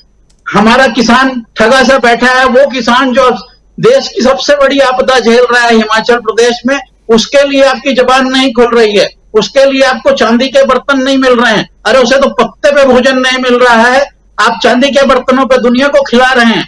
बहुत अजीब सी स्थिति बना रहे हैं वो चाहते हैं कि नफरत, सिर्फ नफरत बांटी जाए। एक छत्तीसगढ़ पर और बात करना चाहूंगा राजीव जी, आज हमारे राज्य में फिर से गृह मंत्री का आगमन होने वाला था। वो भाजपा की एक परिवर्तन यात्रा को हरी झंडी दिखाने वाले थे, मौसम की खराबी का बहाना करके वो नहीं आए हैं, उनकी जगह उसी मौसम में स्मृति ईरानी को भेजा गया है। ये वही है जो संसद में अधीर रंजन के वक्तव्य के लिए सोनिया गांधी से माफी मांगने को कहती हैं। ये वही हाल रविशंकर प्रसाद जी का है, बोला है उदयनिधि ने और ये जवाब मांग रहे हैं सोनिया गांधी जी से। इनको मालूम है कि सिर्फ एक व्यक्ति, एक परिवार इनको पूरे देश में इतना पीछे छोड़ रहा है कि इसका इनके पास जवाब नहीं है। इस चुनाव के पहले पिछले 2 महीने में अमित शाह जी को 3 बार छत्तीसगढ़ आने का मौका मिला है। जब वो पहली बार आए थे तो उनका पंडाल उड़ गया था, दूसरी बार आए तो जिस आरोप पत्र का वो इनाग्रेशन करने आए थे वो एक दिन पहले ही लीक हो गया था और उसका इनाग्रेशन होने के पहले ही कांग्रेस ने पूरा जवाब दे दिया था प्रेस को। और तीसरी बार आज वो इसलिए नहीं आए हैं बेसिकली कि जिस बस्तर में वो आम सभा करके इस परिवर्तन यात्रा का शुभारंभ करना चाहते थे, वहां पर पब्लिक नहीं आई थी। और ये लगातार इस तरह के हादसों से गुजर रहे अमित शाह अब छत्तीसगढ़ आना छोड़ रहे हैं। इसका मतलब आप साफ निकाल लीजिए कि जनता ने जो घोसी में दिखाया है इनको आईना, वो आईना इतना बड़ा होते चला जा रहा है कि इनके कद छोटे पड़ते चले जा रहे हैं। और उस सामने वाले का कद छोटा करने के लिए ये हर बात में राहुल और हर बात में सोनिया को ले आते हैं। जवाब इनको देना है, जवाब ये उनसे मांगते हैं। समझ में नहीं आता ये देश की राजनीति को कहां ले जाना चाहते हैं। और लेकिन जनता ने समझ लिया है कि अब नफरत पे कमल नहीं खिलेगा, अब गाय दूध देगी, वोट नहीं देगी। जी, गाय दूध देगी, वोट नहीं देगी। लेकिन उसी छत्तीसगढ़ में गाय के गोबर को भी बेचने का एक स्कीम है।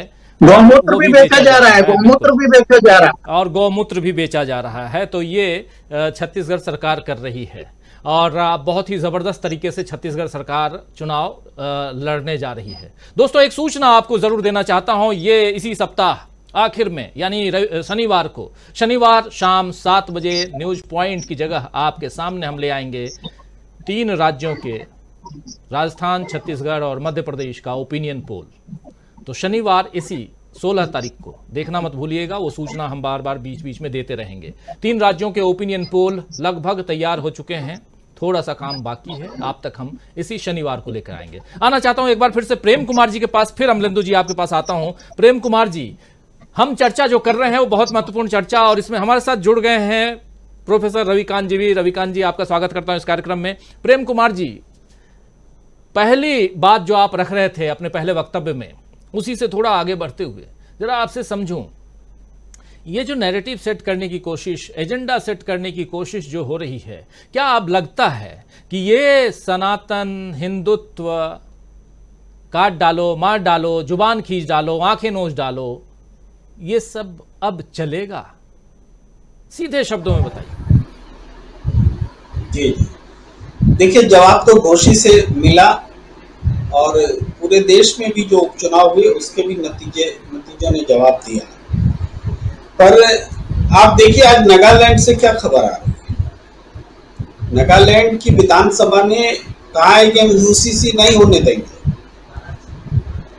ये एक मत से भारतीय जनता पार्टी की स्थानीय यूनिट भी उसमें शामिल है। नागालैंड की सभी पार्टियों ने मिल करके कहा है कि यूसीसी हम नहीं होने देंगे। तो ये फिजा है। तो सही में भारतीय जनता पार्टी मुद्दे को सेट करने में लगी है। कभी यूसीसी छेड़ती है, कभी एक देश एक चुनाव बोलती है, कभी सनातन धर्म पर आ जाती है। ये मुद्दे सेट करने की कोशिशों में जुटी है। अभी ऐसा लग रहा है कि वो सनातन पर विवाद करेंगे तो ज्यादा उनको ये सूट करेगा। मुझे ऐसा इसलिए भी लगता है, मैंने आपके ही प्लेटफॉर्म पर एक बात कही कि बीजेपी जो है बहुसंख्यकवाद की पॉलिसी को पर अमल कर रही है और दक्षिण में बीजेपी का ऐसे भी सफाया है, तो वो दक्षिण को माइनस करके राजनीति करने की ओर बढ़ रही है। तो सनातन के इशू को भी वो जो बढ़ रही है आगे, तो उसमें है कि सनातन पर हम जितना बोलेंगे क्या होगा, भाई कर्नाटक में नुकसान हो जाएगा, तमिलनाडु में नुकसान हो जाएगा या साउथ में नुकसान हो जाएगा, लेकिन उत्तर भारत में हम सनातन के मुद्दे पर हिंदुत्व को हम परिभाषित कर लेंगे, हिंदुत्व के नाम पर हम पोलराइज कर लेंगे और उस हिसाब से इलेक्शन जीत लेंगे, बहुसंख्यकवाद चला लेंगे। ये जो भाषा गजेंद्र शेखावत की है, वो भाषा किसी दूसरे की आंख और निकालने और इस तरह की नहीं है, वो भाषा हम जैसे लोगों की ही आंख निकालने वाली है। जो कोई भी उनकी मत के खिलाफ में बोलेगा वो उन पर आक्रमण करेंगे, और चूंकि जाहिर बात है कि ऐसी अवस्था में उनको लगता है कि हम बहुसंख्यकवाद चला लेंगे, तो जो लोग सनातन पर विपरीत राय रखते हैं उनकी संख्या कम हो सकती है, तो उनको वो इसी तालिबानी अंदाज में ठीक करने की ये धमकी दे रहे हैं। कुल मिलाकर के हिंदू को ही हिंदुओं से खतरा पैदा हो गया है, ये हालात बन रहे हैं। अब इससे उनको वोट मिल जाए, वो चुनाव जीत जाए, ये उनकी प्रायोरिटी है, लेकिन देश नासमझ है ये मान करके नहीं चल सकते हम। इसका सबूत घोष ही दे रहा है। हिंदुत्व के मुद्दे पर जब कभी बीजेपी आई है उसको मात खानी पड़ी है। हाँ, राष्ट्रवाद और दूसरे मुद्दे और सोशल इंजीनियरिंग करके ही बीजेपी ने वास्तव में चुनाव जीते हैं। तो सोशल इंजीनियरिंग जो है वो सनातन के मुद्दे पर डैमेज करेगा, आत्मघाती साबित होगा। और प्रशांत टंडन जी सही कह रहे थे, जब ये बहस बढ़ेगी तो बीजेपी के भीतर भी रैंक एंड फाइल में जो सोशल इंजीनियरिंग का मेहनत जो इन्होंने कर रखा था, ओबीसी को, दलितों को, सबको जोड़ने का, आदिवासियों को, उस पर पानी फिर जाएगा इस ब्राह्मणवाद वर्चस्ववाद के कारण और ये बहुसंख्यकवाद के कारण।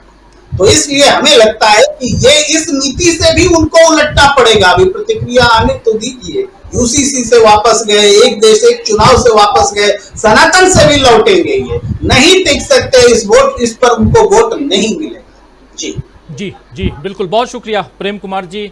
सनातन से भी ये लौटेंगे, सनातन से भी लौटेंगे। बहुत बहुत यहाँ पे बहुत इंपॉर्टेंट बात जरा आना चाहता हूँ प्रोफेसर रविकांत जी आपके पास, फिर आता हूँ। अमलेंदु जी जरा लंबा आपको वेट करा रहा हूँ, लेकिन रविकांत जी आपसे भी समझूं, एक नई बहस, नया मुद्दा, नया सब्जेक्ट अब सनातन का, लेकिन बकौल प्रशांत टंडन जी 3 दिन का बलून है। ये बलून 3 दिन का है, मुद्दा निश्चित तौर पर एजेंडा सेट नहीं कर पा रहे हैं और टेस्ट बलून बार बार छोड़े जा रहे हैं। 31 अगस्त से लेकर आज 12 सितंबर तक कितने सारे मुद्दे आ गए सामने, सब पर हम चर्चा कर रहे हैं लगातार। मुंबई में उस प्रेस कॉन्फ्रेंस को याद कीजिए जहां राहुल गांधी ने अदानी पर हमला बोला था, और अदानी पर राहुल गांधी उधर हमला बोल रहे थे, और इधर खबर आती है कि संसद के सत्र को, विशेष सत्र बुलाया गया है संसद में 5 दिनों का।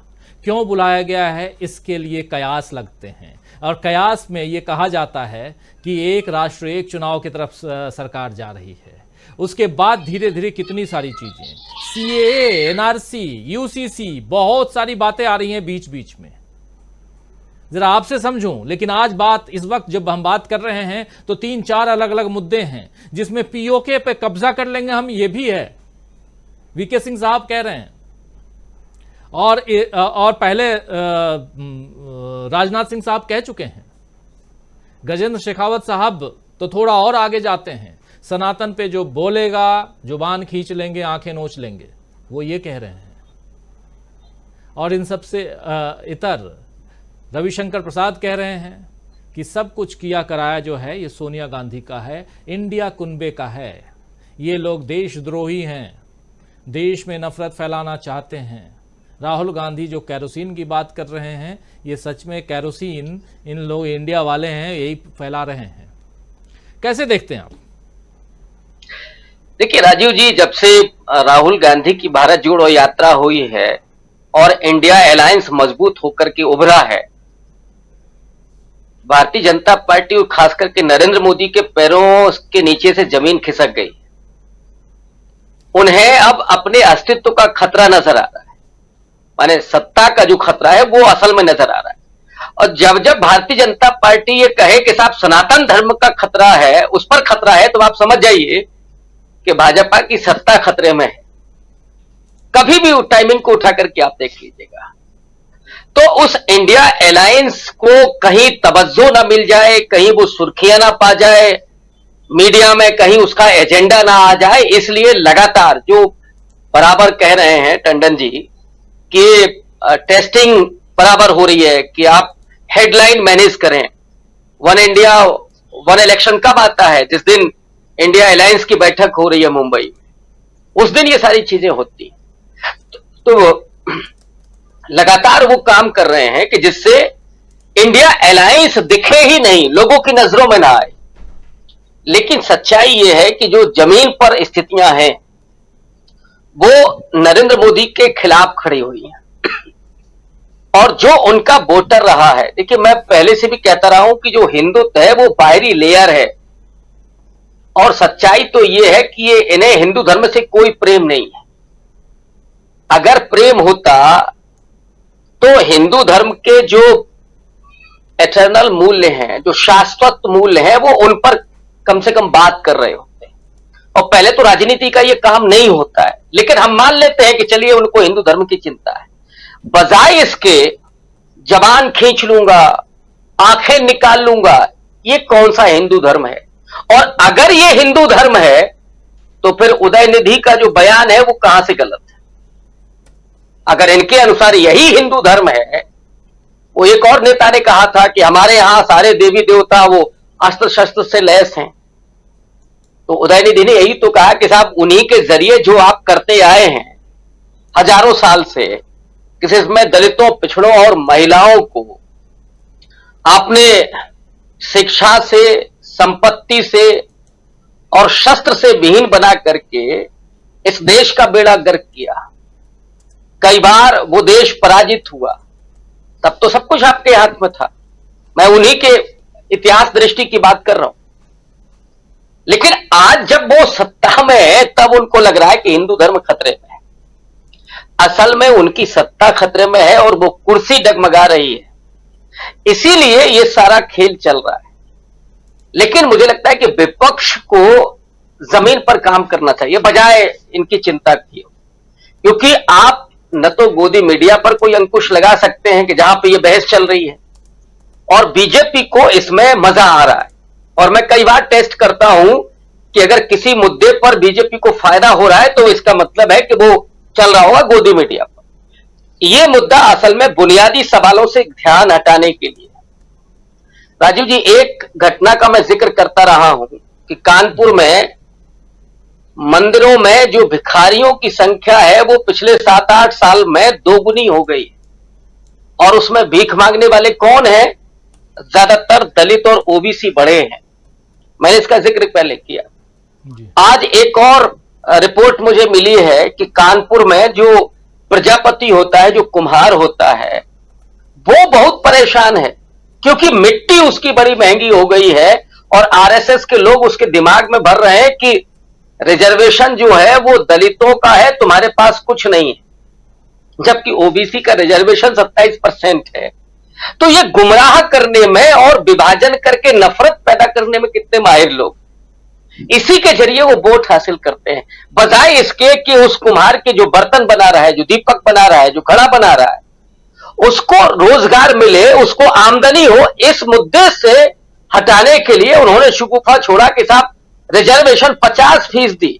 मैं उसी व्यक्ति की जबानी बता रहा हूं कि वो कितना भ्रम में है कि 50% रिजर्वेशन दलितों को है, ओबीसी को है ही नहीं।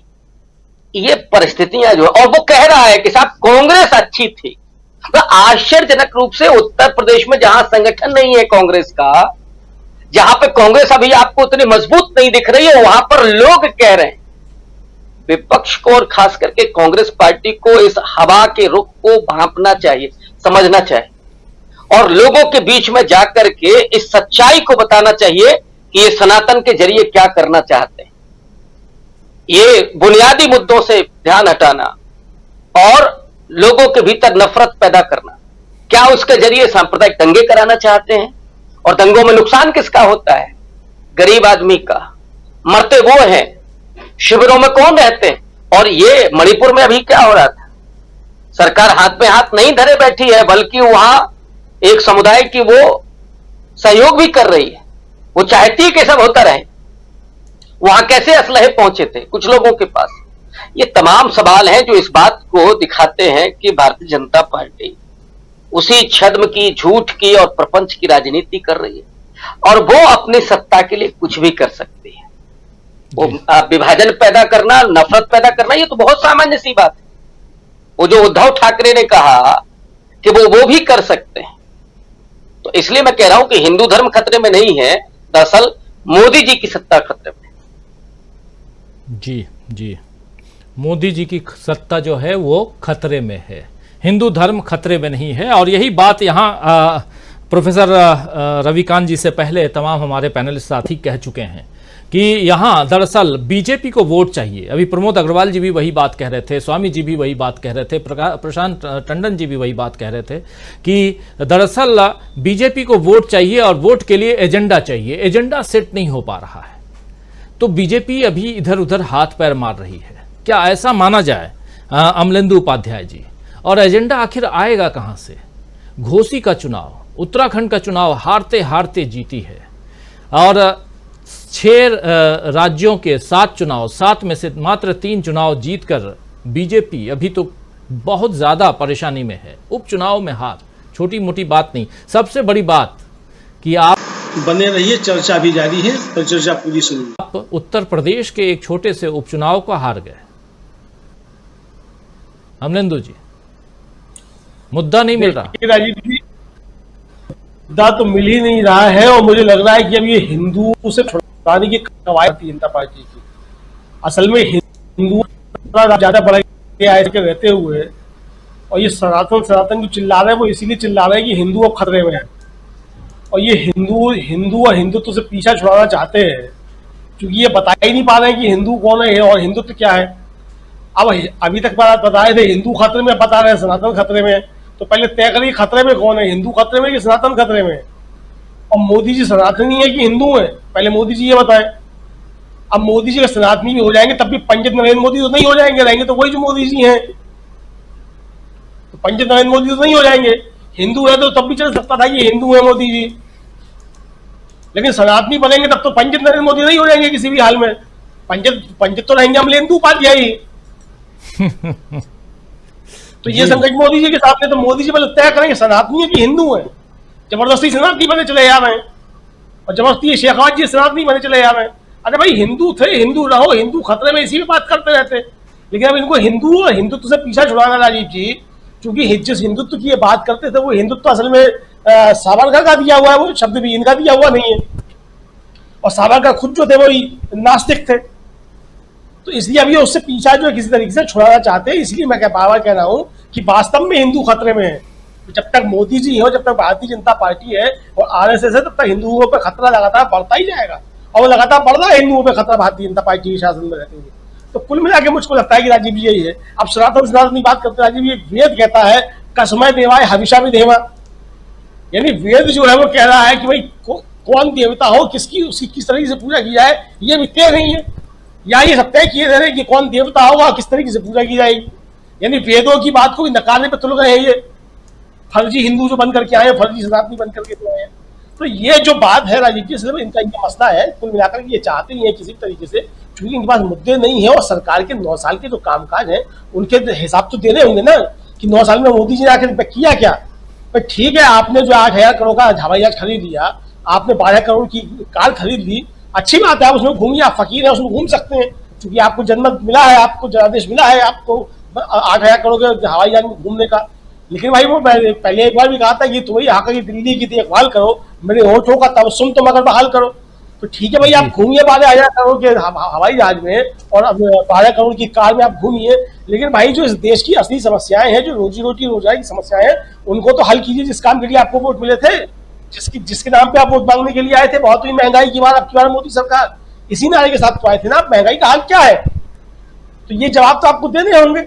चूंकि इन सवालों के जवाब नहीं है और इन 9 सालों में आपने कुछ किया नहीं है, बल्कि जो आपने बातें की थी उसके उलट काम किया है। महंगाई बढ़ी है, महिलाओं पे अत्याचार बढ़े हैं, महंगाई की और पेट्रोल डीजल की मांग बढ़ी है, सारे काम तो आपको उल्टे हुए, कालाधन बढ़ा है, नोटबंदी आपने की थी, देश के अंदर नकदी बढ़ गई है।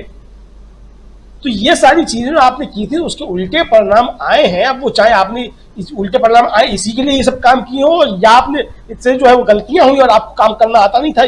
दोनों बातें जो है, दोनों ही आपके लिए चिंता का विषय है और दोनों में ही जो जनता आपसे सवाल पूछेगी। अगर आप नाकारा है तब भी जनता सवाल पूछेगी कि आपने 10 साल में क्या किया। अगर आप नाकारा नहीं है तो इसका मतलब आपने जानबूझ के सारे काम किए जो देश को नुकसान पहुंचाने वाले हैं और देश की जनता को नुकसान पहुंचाने वाले हैं।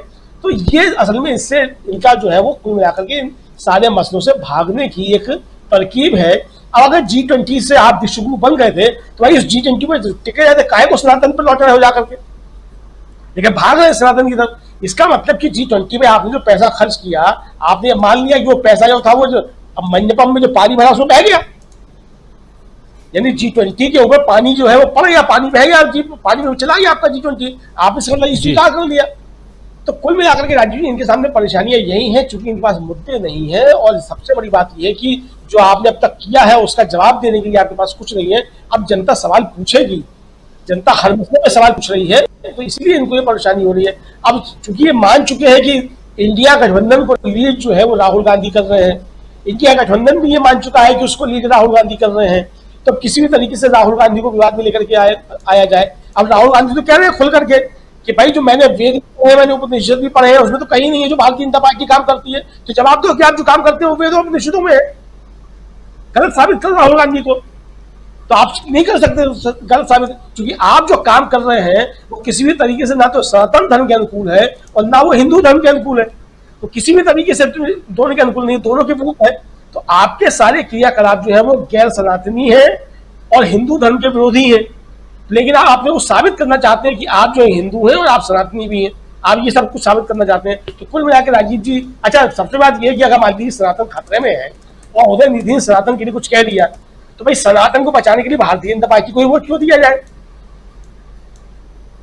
मतलब शंकराचार्य है क्या मोदी? बड़ा सवाल है। नहीं, मोदी जी क्या है आखिर, शंकराचार्य है क्या? किसी शंकराचार्य का बयान आया अभी तक उदयनिधि स्टालिन के बयान के ऊपर? नहीं आया। बल्कि शंकराचार्य को गाली देते हुए भारतीय जनता पार्टी के सांसद का बयान जरूर आया। तो ये सब चीजें जो है मुझे लगता है सब सामने आएंगी। ये असली बात ये है कि ये हिंदू विरोधी भी है और ये सनातन विरोधी भी है, लेकिन ये आवरण जो ओढ़ना चाहते हैं और इस आवरण ओढ़ करके हिंदू और सनातनियों का ही सबसे ज्यादा नुकसान करना चाहते हैं। इस्लाम राजीव मुझे लगता है यही। जी, लेकिन क्या मूल मुद्दे गायब हो गए हैं? मूल मुद्दों को जिस पर जनता बार बार आती है, उन मुद्दों से ध्यान भटकाने की कोशिश में क्या सफल होती नजर आ रही है सत्तारूढ़ पार्टी जो है वो? जरा समझना चाहता हूं प्रोफेसर अखिल स्वामी जी आपसे कि क्या गरीबी, बेरोजगारी, महंगाई, नफरत, ये तमाम मुद्दे जो हैं, इन मुद्दों से ध्यान भटकाने की कोशिश में सफल होती नजर आ रही है आपको बीजेपी? नहीं, देखिए राजीव जी, प्रयास ये कर रहे हैं, प्रयास ये करते रहेंगे, लेकिन मूल मुद्दों से ध्यान नहीं हटा पाएंगे। अच्छा चलिए एक और मुद्दा उठाते हैं। सनातन का मतलब क्या है? सनातन का मतलब है जो सनातन काल से चला आ रहा है और सनातन काल तक चलेगा। इतनी प्रतिकूल परिस्थितियों में हजारों साल तक सनातन धर्म अक्षुण्ण रहा। मुगल आए, अंग्रेज आए, इन्वेजन्स हुए, बाहर के लोग आए, आक्रमण किया, लेकिन सनातन जो है खत्म नहीं हुआ। मैं जिस सनातन धर्म को जानता हूं, कांग्रेस रही 50-55 साल, कांग्रेस ने, अटल जी रहे, मोरारजी भाई रहे, कभी सनातन खतरे में नहीं रहा। पिछले 9 साल से पहले तो हिंदू धर्म खतरे में था, अब सनातन भी खतरे में आ गया। वो सनातन खतरे में आ गया जो सनातन कभी खत्म हो ही नहीं सकता। माने परिभाषा के अनुसार सनातन खत्म नहीं हो सकता। इसका मतलब यह है ये ऐसे भस्मासुर हैं कि ये सनातन धर्म का ही नाश करने पर उतारू हो गए। और देखिए, हम असली सनातनी, मैं असली सनातनी, मैं सनातन धर्म को इन दुष्टों से, इन दैत्यों से बचाने का पूरा प्रयास करूंगा, सनातन धर्म के अंदर रह के करूंगा। और मैं ये मानूंगा कि मेरे जो परमेश्वर, मेरे जो भगवान, मेरे जो ईश्वर जो शिक्षा देके गए हैं, जो स्वामी विवेकानंद ने शिक्षा दी है, मैं उस शिक्षा के माध्यम से सनातन को गंदा नहीं होने दूंगा, उसमें इनका प्रवेश नहीं होने दूंगा, जो परिभाषित करके सनातन धर्म का नाश कर रहे हैं। पूरे विश्व में हिंदू धर्म को इन्होंने बदनाम किया। अभी तक विदेशियों को यह नहीं पता था कि ये हिंदू धर्म होता है, अब उन्हें सनातन और पता चल गया। अब वो पूछेंगे क्या तुम सनातनी हो, कहेगा नहीं मैं आर्य समाजी हूं, मैं तो द्रविडियन हूं, मैं अम्बेडकराइट हूं, मैं सनातनी नहीं हूं।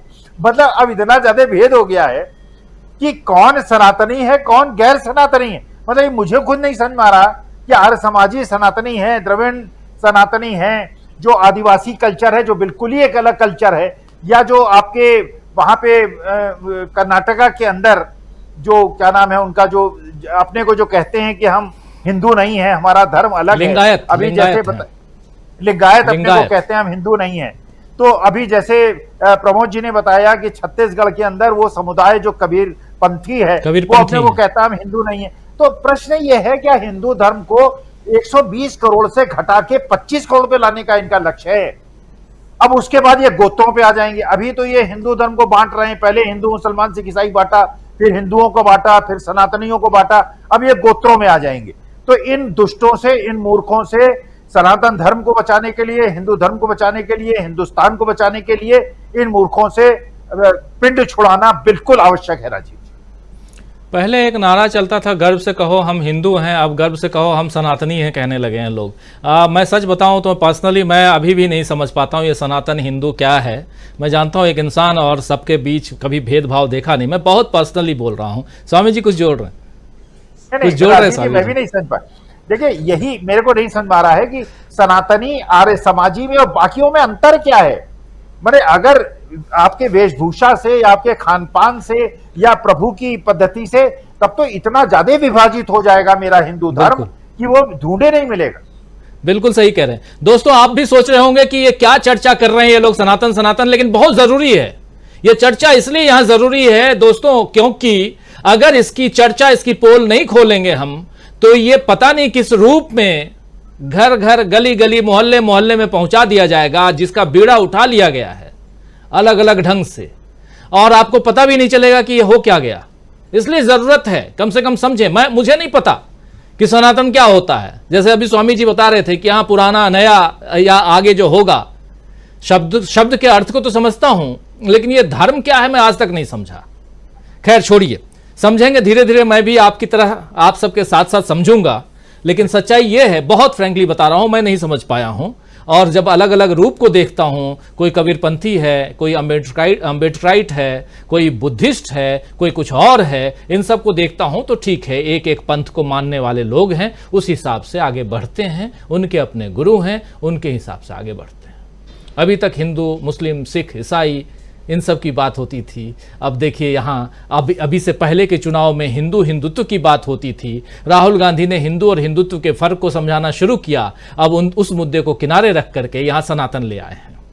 चलिए ठीक है, कुछ दिन झेलते हैं, आप भी झेलिए, हम भी झेलें, लेकिन ज़रूरत है कि इस पर चर्चा हो। और अगर इसका गलत इस्तेमाल किया जा रहा है, इस शब्द का गलत इस्तेमाल किया जा रहा है, तो उससे पर्दा हटना चाहिए। प्रशांत टंडन जी, 3 दिन का ये बलून थोड़ा लंबा हो गया है, लंबे दिनों तक चल रहा है। देश में धर्म के नाम पर ऐसे भी राजनीति लंबी हो जाती है, ये माना जाए। और अगर ये मानते हैं तो क्या आपको लगता है ये 18 तारीख के बाद भी ये रहेगा? इसलिए कह रहा हूं क्योंकि 19 तारीख को गणेश चतुर्थी पे नए भवन में प्रवेश है। हाँ, वो नया बलून आएगा, वो नया गुब्बारा है हेडलाइन बनाने के लिए। देखिए राजीव जी, ये बड़ा इंटरेस्टिंग डिबेट है जो उदयनिधि स्टालिन के बयान के बाद से उछाल दिया गया। और मैं तो व्यक्तिगत रूप से चाहता हूं कि ये डिबेट चले। अब तो आरएसएस अपने असली रंग में आई है। देखिए हिंदू एक बड़ा अम्ब्रेला है, उस छाते के नीचे सब आ जाते हैं अपनी अपनी अलग अलग पहचान लेकर। लेकिन और उसका फायदा बीजेपी को क्या मिला कि पोलराइजेशन, ध्रुवीकरण, नफरत की राजनीति, मुस्लिम विरोध, मुसलमान के प्रति नफरत, और उसने उस छाते के नीचे तमाम लोगों को जमा कर दिया। अब तो जैसा स्वामी जी कह रहे थे, अब तो ये हिंदू धर्म के अंदर की लेयर्स में घुस गए हैं। और लेयर्स में क्यों घुसे हैं? लेयर्स में घुसे हैं वर्चस्ववाद की अपनी रणनीति, अपनी सोच को लेकर। तो इस पे तो डिबेट लगातार होनी चाहिए, समाज में तमाम डिबेट इस पे होनी चाहिए अब खुल के, ताकि मालूम तो पड़े कि कौन क्या है। बिल्कुल। और बिहार का अभी जाति सर्वेक्षण एक आध महीने में आ जाएगा, और अक्टूबर तक शायद, और उस जाति सर्वेक्षण के बाद पता भी चलेगा कौन कौन है और कौन कौन कितना है। और फिर वो राष्ट्रीय स्तर पर जातिवार जनगणना की डिमांड उठेगी। तो ये बहुत अच्छा है, हिंदू धर्म की लेयर्स के अंदर घुसना, उस पर डिबेट करना, उसमें विवाद करना, एक विमर्श, ये पेंडिंग है हमारे भारत के समाज में। तमाम सारे समाज सुधारकों ने काम किया। राजा राम मोहन राय ने अपने ढंग से काम किया, ब्रह्मो समाज बना के तमिलनाडु में, केरल में, महाराष्ट्र में तमाम तरीके के सामाजिक आंदोलन हुए। समाज सुधारकों ने अपने अपने काम किए, चाहे पेरियार हो, चाहे फुले हो, अंबेडकर हो, तमाम लोगों ने अपने काम किए। लेकिन अब पहली बार आरएसएस की तरफ से ये हिंदू धर्म की लेयर्स में घुसने का प्रयास हुआ है, तो ये बहुत अच्छा है। वो सारी धाराएं जिन पे काम हुए पिछले 2 शताब्दियों में, वो सब रिवाइव होंगी। अभी जो है छत्तीसगढ़ के कबीरपंथ की बात हो रही थी, प्रमोद जी कर रहे थे। मैं छत्तीसगढ़ गया और हमारे ड्राइवर साहब थे, मैंने उनसे पूछा, वो कोई साहू साहब थे, उन्होंने मुझे बताया कि वो कबीरपंथी हैं। फिर वो अपने गांव ले गए, फिर मैंने लोगों से पूछा तो उन्होंने बताया कि हम कर्मकांडी नहीं, हम लोग। तो ये बहुत बढ़िया डिबेट है, ये बिल्कुल चलनी चाहिए। ठीक है, मैं मानता हूं कि 21st सेंचुरी का भारत है, दुनिया में चैट जीपीटी बन रहा है, कहीं आर्टिफिशियल इंटेलिजेंस पे काम हो रहा है, कहीं और कुछ कुछ चीजें हो रही हैं। अभी हमको ये डिबेट यहाँ पे करनी चाहिए, ताकि ये तय तो हो जाए एक बार। ये हर देशों में ये चीजें तय हुई हैं, हमारे यहाँ ये एजेंडा पेंडिंग रहा है, सोशल एजेंडा। तो बहुत अच्छी बात है कि आरएसएस की तरफ से और मोदी साहब की तरफ से ये पहल हुई है, और इस पे खूब शिद्दत से डिबेट होनी चाहिए। आप भी 5-6 प्रोग्राम कर डालिए, हम लोग भी थोड़ा पढ़ के होमवर्क करके आएंगे, और रविकांत जी और प्रोफेसर स्वामी, कि हम लोग जरा हिंदू धर्म के अंदर की लेयर्स के बारे में बात करें। अभी 4-5 दिन पहले की बात है राजीव जी, जो मैं बात कर रहा था, कभी ये मुद्दा media, TV studio, social media तक है। 4-5 दिन पहले मैं एक मीडिया हाउस में गया, वहाँ पे जो हिंदू युवक युवतियाँ थे, लड़के लड़कियाँ, उनसे पूछा, जो रिपोर्टर प्रोड्यूसर वगैरह थे, कि भाई आप लोगों की पारिवारिक परंपरा क्या है? आप सनातनी हो, आर्य समाजी हो, कबीरपंथी हो, रैदासी हो, क्या हो? तो वो 5 लोगों में से एक को भी नहीं पता था कि वो क्या है। तो ये डिबेट अभी यही है, लेकिन मैं चाहता हूं कि ये डिबेट हो, इस पे बात हो, तो पता लगे कि आरएसएस की असली मंशा क्या है। असली मंशा वर्चस्ववाद है। और अगली डिबेट में बता दूं आपको, अभी जिस तरफ जा रही है, सनातन के बाद ये खुले रूप से आएंगे मनुवाद, खुले रूप से, और ये कहेंगे कि जो मनुवादी है वही हिंदू है। तो ये डिबेट बहुत बढ़िया है, चलना चाहिए। बिल्कुल बिल्कुल बिल्कुल, ये डिबेट बहुत बढ़िया है, चलनी चाहिए। इसीलिए क्योंकि मुझे भी समझना है कि ये सनातन है क्या, और क्यों बार बार वो जो लेयर्स हैं, वो लेयर्स बार बार उसकी एक परत खोल के रख दी जाती है, और उसके बाद कहा जाता है चलो वोट दे दो इसके नाम पे। फिर अगली बार एक परत और खोलते हैं, आ जाओ जी वोट दे दो इसी नाम पे। कमल की जो पंखुड़ियां जैसे जैसे खुलती है ना एक एक, वैसे इस लेयर को भी खोल खोल के कमल पे ठप्पा लगवा करके और रोटी सेकी जा रही है। लेकिन समझना होगा कि ये हिंदू क्या है, सनातन क्या है और क्यों इसके नाम पर वोट मांगा जाता है। और सही कह रहे हैं प्रशांत टंडन जी, जरा इस बात को आगे बढ़ाने की कोशिश करते हैं। अब हालांकि समय खत्म हो रहा है, लेकिन जल्दी जल्दी प्रोफेसर रविकांत जी आपसे समझूं, जो प्रशांत जी कह रहे हैं, जरा आपका नजरिया इस पे। नहीं, बिल्कुल ठीक कहा उन्होंने कि इस देश में जो हिंदू है वो विभिन्न संप्रदायों में विभाजित है। उसकी पूजा पद्धतियां अपनी अलग अलग है, उसकी समझ अलग है। वहां साहू छत्तीसगढ़ में कबीरपंथी है, तो उत्तर प्रदेश और बिहार में मुसहर कबीरपंथी, उत्तर प्रदेश में थोड़ा कोरी भी कबीरपंथी। लिंगायत तो इतना बड़ा समुदाय है जो सीधे तौर पर खारिज करता है। आर्य समाज का जो सिद्धांत है वो इनका जो सनातन है अभी का, उनके हिसाब से एकदम उलट है। लेकिन दरअसल भारतीय जनता पार्टी जो चाहती है उस सनातन में क्या है कि सवर्णों की सत्ता, जो दलित और शूद्र है वो गुलाम बन करके रहे, महिलाएं दहलीज के भीतर रहें। और मोहन भागवत ने तो कह ही दिया है कि शादी कॉन्ट्रैक्ट है, अगर पत्नी पति की सेवा नहीं करती है तो उसको निकाल के बाहर कर दीजिए। ये तो उनकी अपनी थीसिस है, उनकी अपनी समझ है। लेकिन वही मोहन भागवत अचानक उनको एलान हो गया है कि 2000 साल से साहब ये शोषण चल रहा है, तो अब आगे रिजर्वेशन 200 साल तक रहना चाहिए। लेकिन ये केवल रिजर्वेशन का इशू नहीं है। मोहन भागवत के खुद आरएसएस में एक रज्जू भैया को छोड़ के बाकी तो सब ब्राह्मण ही हुए अभी तक। वहां कोई और दूसरा हिंदू नहीं आया, आ भी नहीं सकता है, क्योंकि उस हिंदू होने का मतलब क्या है, उसमें अपर कास्ट डोमिनेंस हो और उसमें भी ब्राह्मण वर्चस्व हो। वो पूरी मनुवादी व्यवस्था वहां पर चलाना चाहते हैं। और जो चाहते हैं, और वो बाकायदा कोई आज की बात नहीं है, उन्होंने तो लिख दिया था 1949 में ही ऑर्गेनाइजर में। भारत के संविधान को इसीलिए वो नहीं बर्दाश्त कर पाते हैं। तिरंगे को कभी उन्होंने राष्ट्रध्वज नहीं माना। कितने साल, 4 दशकों तक तो शायद उन्होंने अपने ऑफिस में नहीं तिरंगा फहराया, और किसी ने जाकर के तिरंगा फहराया तो उन पर बाकायदा एफआईआर कर दी गई। ये जो देशभक्ति का ढोंग करते हैं, उन्हें तिरंगा से, क्योंकि वो कहते थे कि साहब 3 रंगों वाला है तो वो अशुभ है।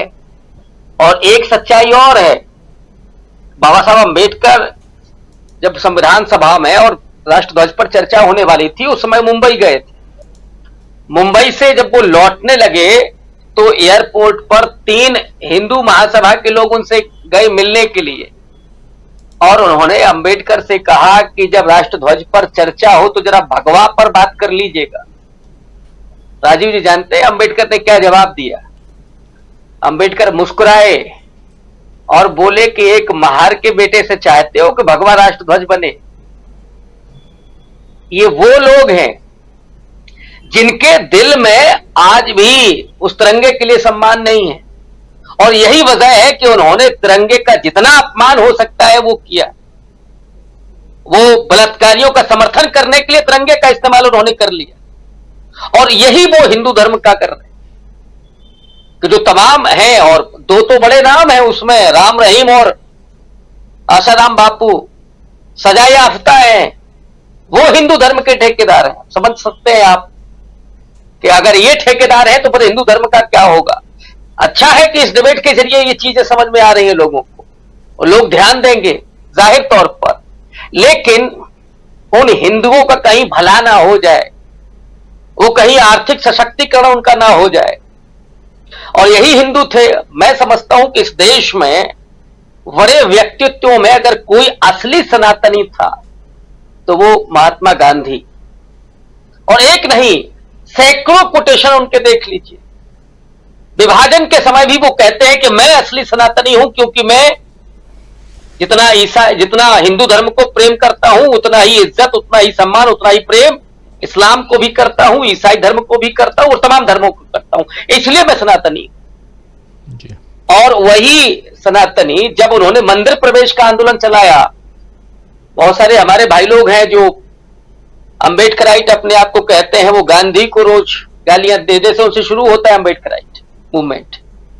लेकिन सच्चाई यह है कि गांधी पर पहला हमला तब होता है जब उन्होंने मंदिर प्रवेश का आंदोलन चलाया। और हमला करने वाले कौन थे? जिन्होंने गांधी जी की हत्या की, जिन्हें उस पर गॉडसे पर गर्व है। वो पार्लियामेंट में बैठे और मोदी जी ने दिल से अभी तक माफ किया कि नहीं किया मुझे नहीं पता, कह तो दिया था उन्होंने। ये इनका असली हिंदुत्व है कि जो एक ऐसे सनातनी को, जिसने अपना सब कुछ छोड़ करके इस देश को अर्पित कर दिया, इसने अंग्रेजों से मुक्ति दिलाई इस देश को, लेकिन वो क्या जाने, वो तो कहते हैं कि साहब लाठी के सहारे कहीं आजादी मिलती है।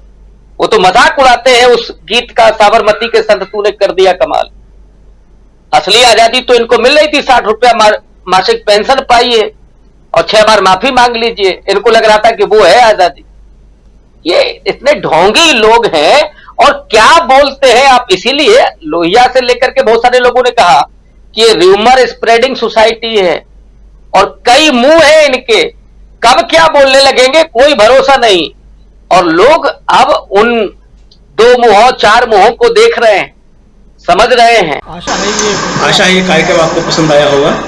इस वीडियो को ज्यादा से ज्यादा शेयर करें, लाइक करें और कमेंट करके बताएं आपकी राय क्या है। और अगर आपने हमारा यूट्यूब चैनल अभी तक सब्सक्राइब नहीं किया है तो तुरंत इसको सब्सक्राइब कर लीजिए और बेल आइकन भी दबा दीजिएगा ताकि अगली जब वीडियो अपलोड हो तो आपके पास इसका नोटिफिकेशन पहुंच सके। और अगर आपने हमारा फेसबुक पेज फॉलो नहीं किया है, फेसबुक पेज को भी फॉलो करें। धन्यवाद।